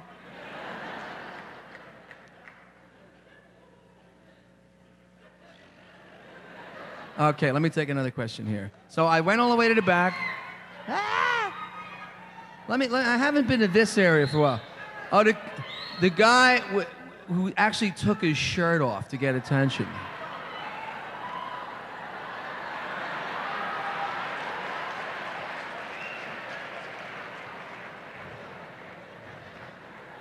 Typical, obnoxious, Long Island cheap trick, right?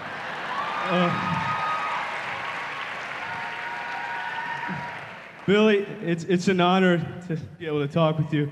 I'm an obnoxious Jew from New Jersey, actually. I'm not really obnoxious. I just wanted to get your attention. I just wanted to say I saw an interview with you once, and you were asked how you got out of writer's block, and you said you pretend you're a composer, you get into character, and you say, and you put on a writing suit. Man, I'm so nervous. I'm talking to you. And he's got his shirt off, and he's nervous.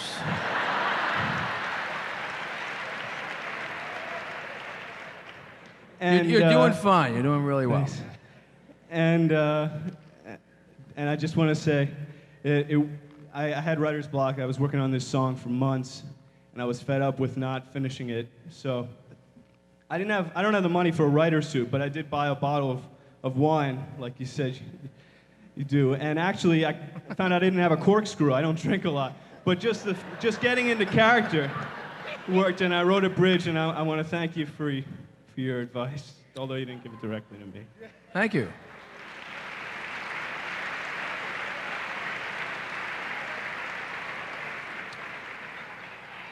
Therefore, the question would be,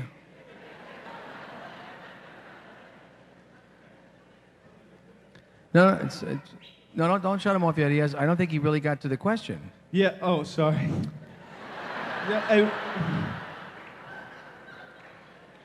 So I guess, do you always just try to get into character when your own life doesn't inspire you, or?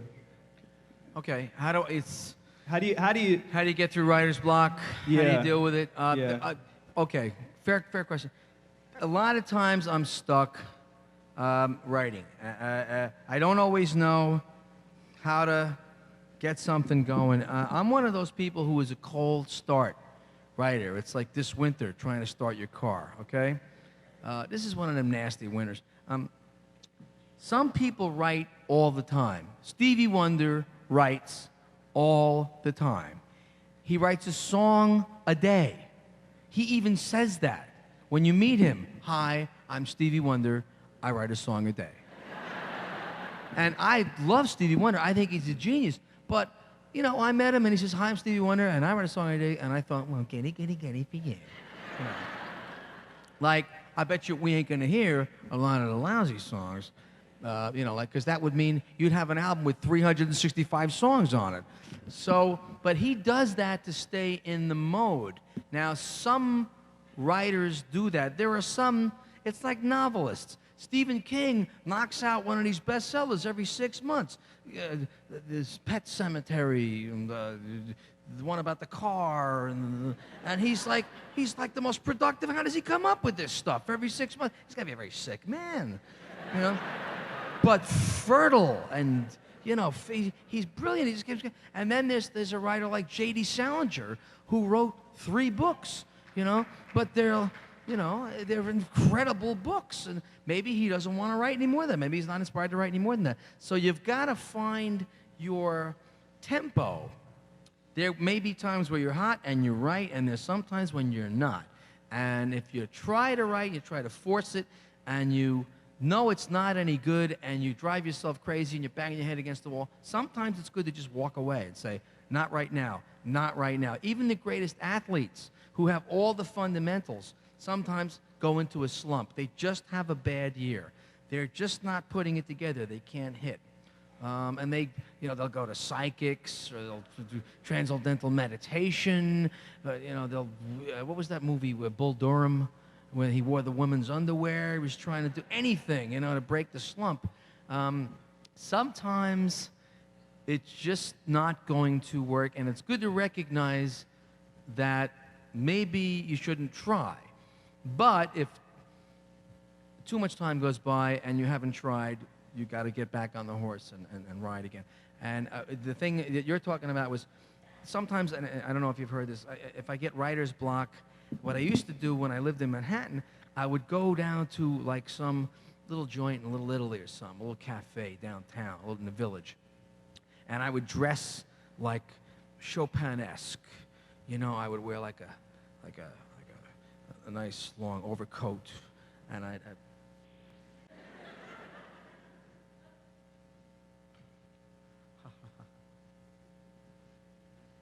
No, I was going to make a point.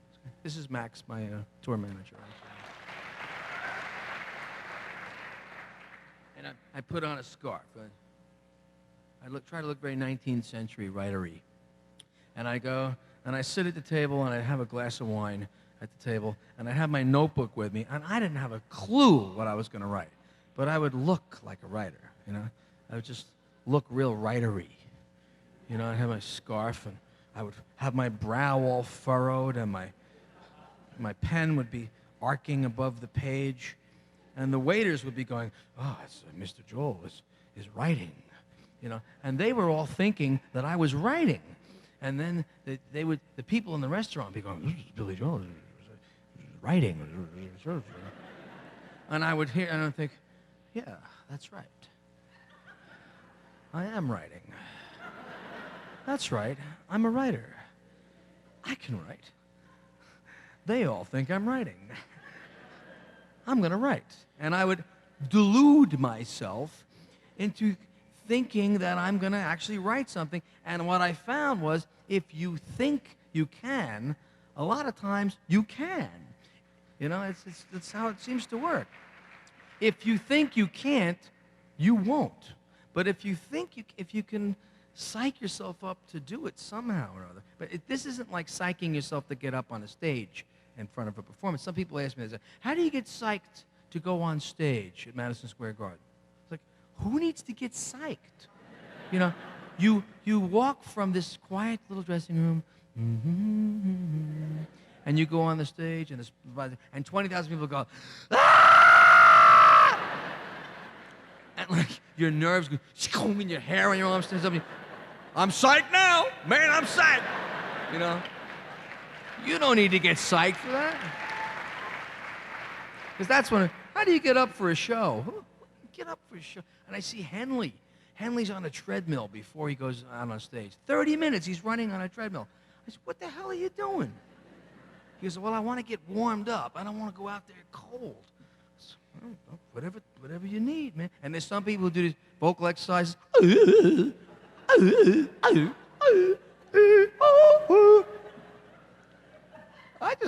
don't do anything. And there's Sting, he's backstage doing his meditation thing. You know, he's into yoga and stuff.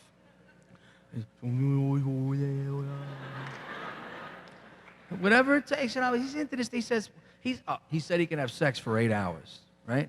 You read that? You read that on Sting? Sex for 8 hours. I don't want to have sex for 8 hours. So last time I saw him, I said, "Why don't you give me this, like the 60-minute version of this, you know?" So, but whatever it is you need to do to get through writer's block, sometimes you got to push it, and sometimes know when to say, it just ain't happening now. I won't punish what's that, Stuart Smalley? But that's okay. Gosh darn it, people like me. Okay, let me take another question. Okay. Let me go middle ground here. Okay, right here. Yeah, right here. Yes, the very frantic. No. Her. Okay.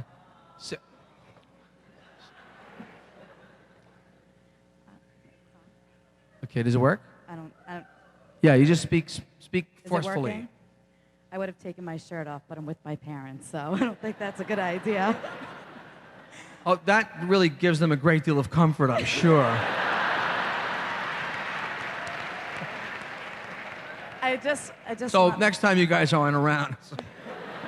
So sorry about that. Okay. I'll leave them home next time. I just wanted to say I think you're a brilliant songwriter. I'm Thank you. nervous tonight too. I wanted to say I think you look really good tonight. And I was wondering if you were free after the show. That's the question? Absolutely. I've been Wow. waiting all night to ask you that.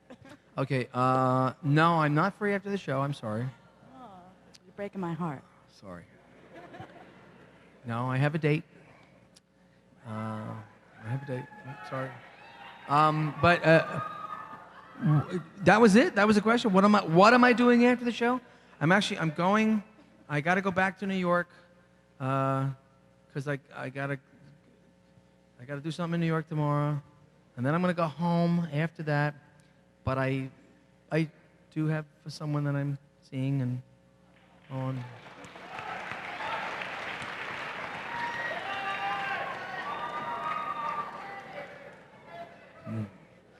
How else do we answer that? What am I? Okay, let me go.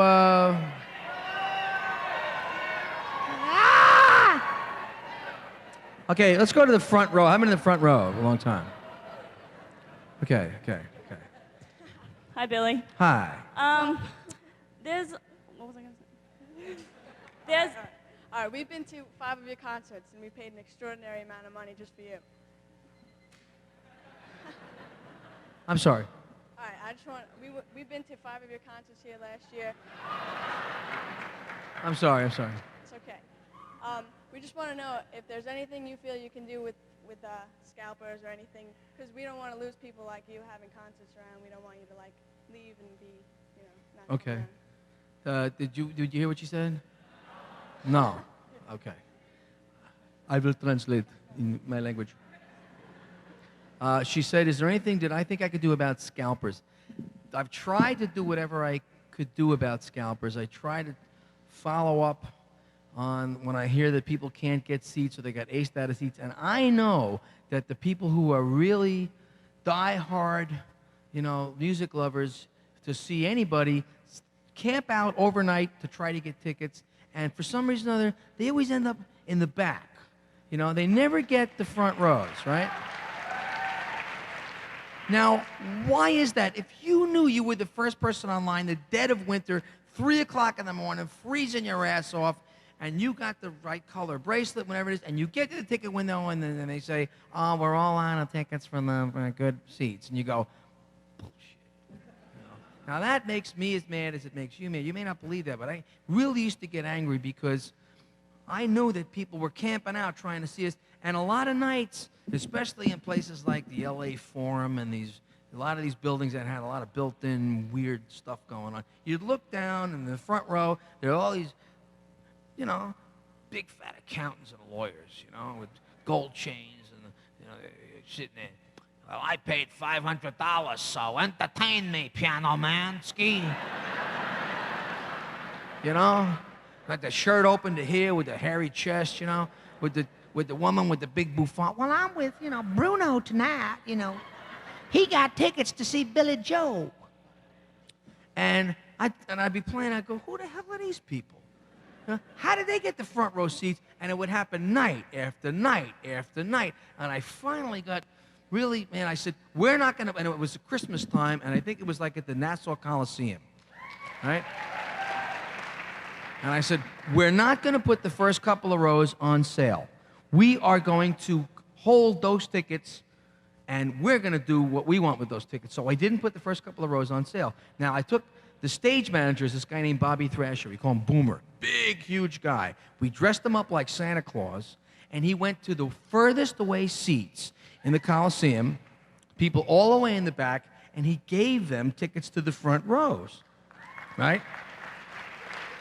Now, okay, a lot of us here, we're from New York. Now, a New Yorker doesn't believe that anybody's going to give him anything, right? So they were like, what do you mean you're going to give me tickets to the front? What am I supposed to do for these tickets? And where do I got to go to sit? And I don't, But eventually that's what happened. And all these kids who were the real aficionados came down to the front row, and they were going, not like, entertain me, piano man. They were like flipping out and jumping, and we had a great concert. So from then on, we never we have never put, I think this happened in the early 80s, we've never put the first couple of rows for concerts on sale. We give the tickets to the road crew. Now, the road crew goes out and we say to the road crew, go give those tickets to the kids who have the worst seats in the house. And they used to do that most of the time. They're supposed to do that. But then a lot of times, the road crew will give tickets to like these cute girls that they want to meet. So we'll look down, I'll look down, and I'll see like these girls with like these little short dresses and high heels and stockings and stuff and lingerie, and I'll think, well, that's a really good-looking audience. You know, what's all this about? But, you know, but there are still a lot of fans who get the tickets, you know, in the back rows. Now, I go out on tour with Elton John. Now, and I say to Elton, we don't put the first couple of rows on sale so the real fans can get the tickets. So Elton thinks this is a cool idea. We keep the tickets away from the scalpers, all the good seats. We keep the good seats, we give them to the real fans. So Elton goes, cool. So the first couple of nights, he's looking over and he sees all these cute girls over in this area. So I see a little light bulb go off over Elton's head. And for the rest of the tour, on this side of the stage, all these like cute boys in the front, you know?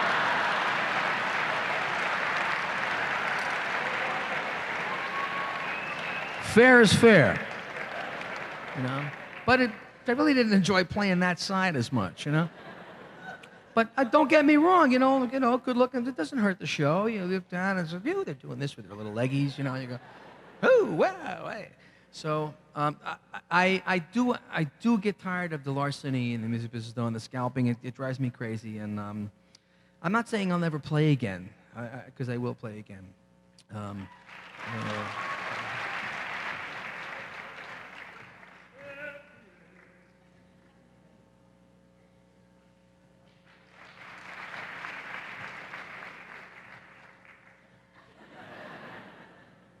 Who's that little Greek guy, Pan? Right? Okay, thank you. Maybe I should play another song. I should play another song.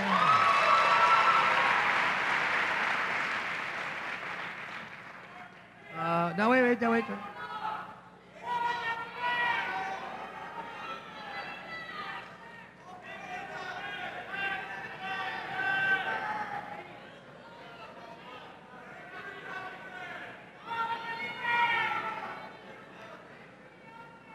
Well, I'm going to try this song. Actually, I don't have the lyrics in this book. You know, you can't do that without a band. Unless you're going to use some like Las Vegas version of it. Hey, nothing else I can do. Hey, doing it all for Lena. Hey, sweetheart, you know. Let me try,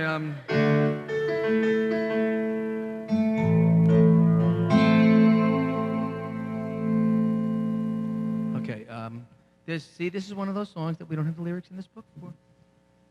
Try to remember the lyrics to this, okay? If I screw up, please yell out what the right lyrics are, okay? Okay.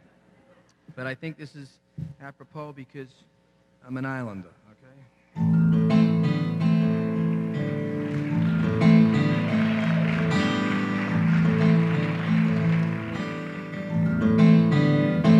Well, I'm on the Downeaster Alexa, and I'm cruising through Block Island Sound. I have chartered a course to the vineyard, but tonight I am Nantucket bound. We took on diesel back in Montauk yesterday, left this morning from the Bell in Gardner's Bay. Like all the locals here, I had to sell my home. Too proud to leave, I worked my fingers to the bone so I could own my Downeaster Alexa. And I go where the ocean is deep. There are giants out there in the canyons, and a good captain can't fall asleep. I got bills to pay and children who need clothes. I know there's fish out there, but where God only knows. They say these waters aren't what they used to be. But I got people back on land who count on me. So if you see my Downeaster Alexa, and if you work with the rod and the reel, tell my wife I am trolling Atlantis, and I still have my hands on the wheel.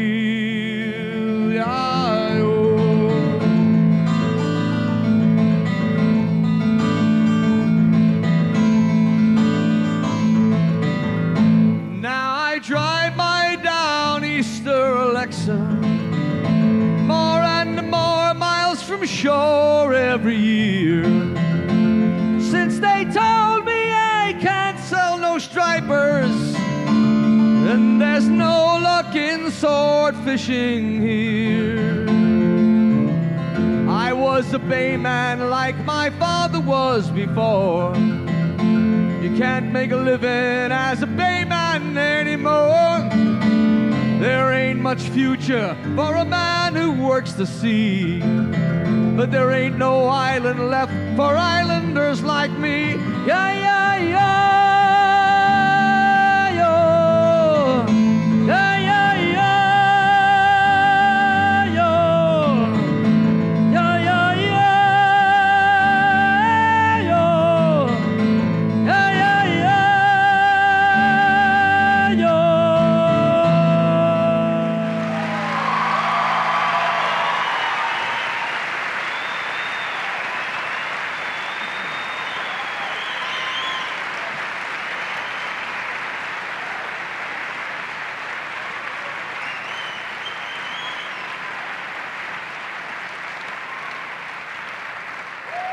Thank you. Okay, let me take one more question. It's getting late. It's gonna snow this weekend, right? What else is new? Okay, right here. This guy right here. What does that say? Oh, okay. Thank you. Hello? Yes. I'm curious, what's in your CD player, and what's your favorite Beatle album? He's right. This guy's right. Okay, all right, then I got to give him one. What's in my CD player? I got one of those Sony 100 CD players. I'm lying. I actually have 2 of those Sony 100 CD players. Right now, it's mostly all classical music. Beethoven, Chopin, Mozart, Liszt, Brahms, Debussy, Rossini, Puccini, Linguini, alla vongole. Okay, so it's mostly classical music. What is my favorite Beatle album? That's a good question. They had so many good albums. I love Sgt. Pepper, yes. I love Sgt. Pepper, but that's a I've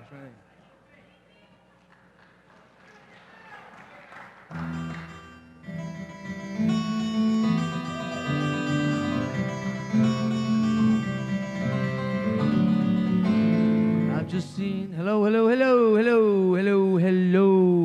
You can hear me, right? But I can't hear me. Am I in here? Hello. There I am. What's the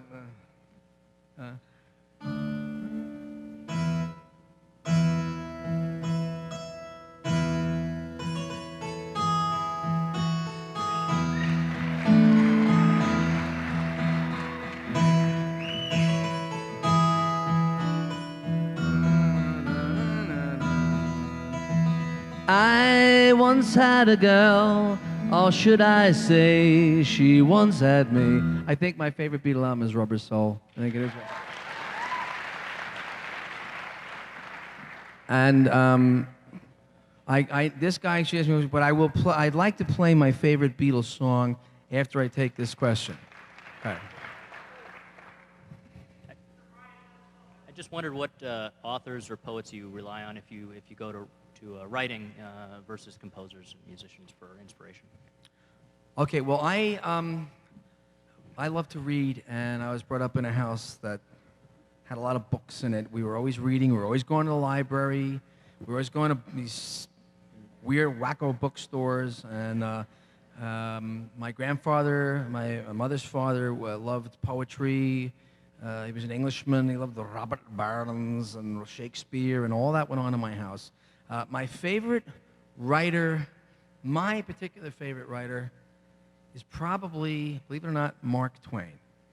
He's an American writer. I think he just, not the well-known stuff, some of the more obscure stuff like The Mysterious Stranger, and as far as poets go,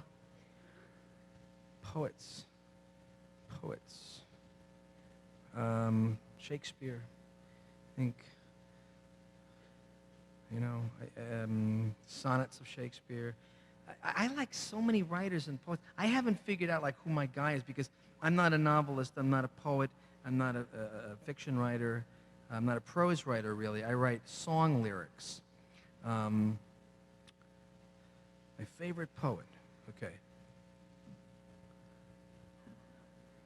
There once was a man from Peru. No.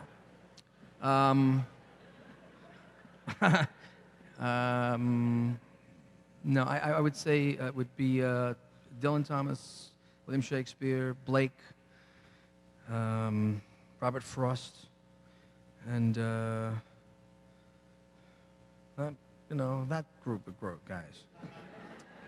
But that's a toughie. I mean, I like a lot. I love The Great Gatsby. I think that was one of the greatest books ever written by F. Scott Fitzgerald, which was like right over here. You know what I mean? That's so cool. It's like, yeah, it was right over there, north of 25A. You know, where all them rich people used to live. You know, and still do actually. So, anyway, let me finish up this other thought while I think this was on that album. I think this was on the Rubber Soul album. I realized that how much I missed John Lennon because this song just stays with me. There are places I remember all my life. Though some have changed, some forever, not for better. Some are gone and some remain. All these places have their moments with people and things I still can recall. Some are dead and some are living. In my life I've loved them all. But of all these friends and lovers, there is no one compares with you. And these memories lose their meaning when I think of love as something new. Though I know I'll never lose affection for people and things that went before. I know I'll often stop and think about them. My life, I love you more. In my life, I love you more.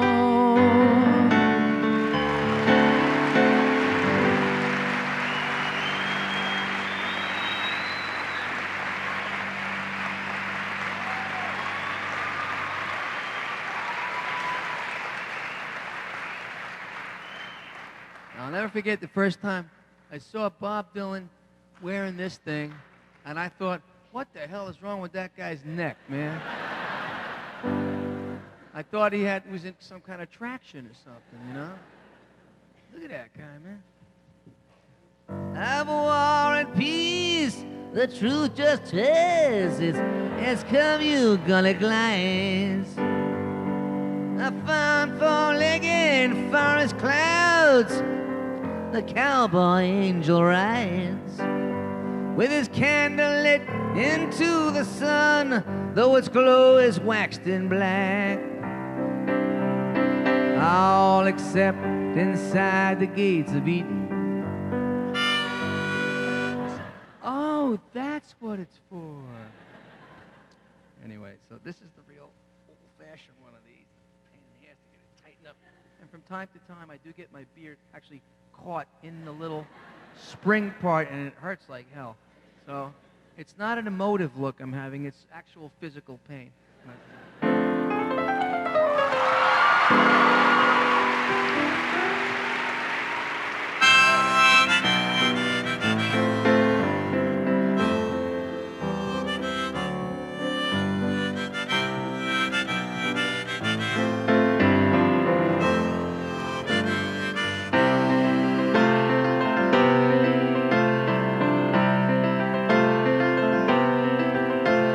It's 9 o'clock on a Saturday.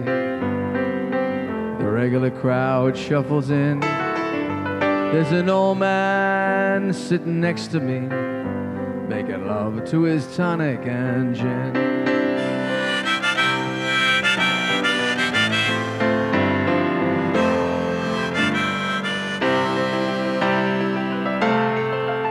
He says, son, can you play me a memory? I'm not really sure how it goes, but it's sad, it's sweet, and I knew it complete when I wore a younger man's clothes. La la la di di da, la la la di di da da da. Sing us a song, you're the piano man. Sing us a song tonight. Oh, we're all in the mood for a melody.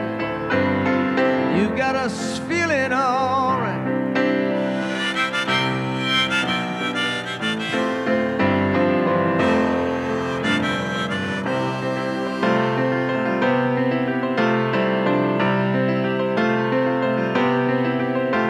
Now John at the bar is a friend of mine. He gets me my drinks for free, and he's quick with a joke or to light up your smoke, but there's some place that he'd rather be. He says, Bill, I believe this is killing me, as a smile ran away from his face. But I'm sure that I could be a movie star if I could get out of this place.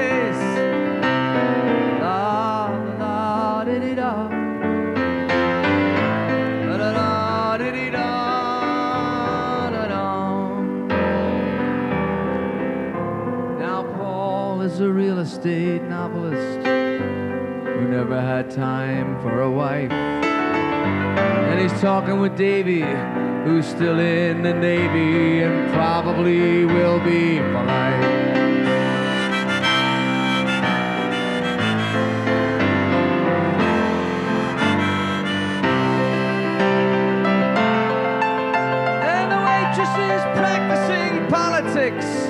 As the businessmen slowly get stoned, yes, they're sharing a drink they call loneliness, but it's better than drinking alone. And I just say,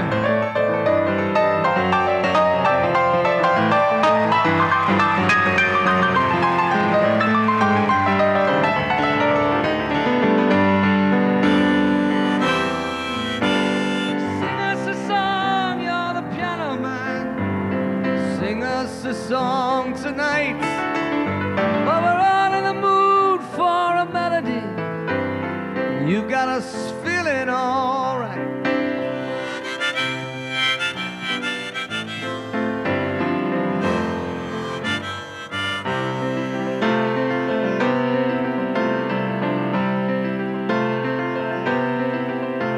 It's a pretty good crowd for a Saturday. And the manager gives me a smile, 'cause he knows that it's me they've been coming to see, to forget about life for a while. And the piano, it sounds like a carnival, and the microphone smells like a beer. And they sit at the bar and put bread in my jar and say, man, what are you doing here? Oh, la, la, la, da, da, da. La, la, da, da, da, da, da. Sing us a song, you're the piano man. Sing us a song tonight. Well, we're all in a mood for a melody, and you got us feeling all right.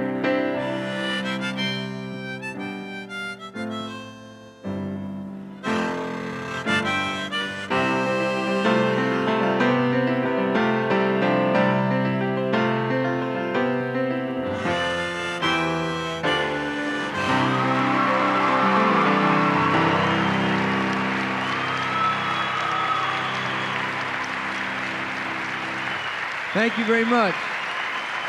Good night.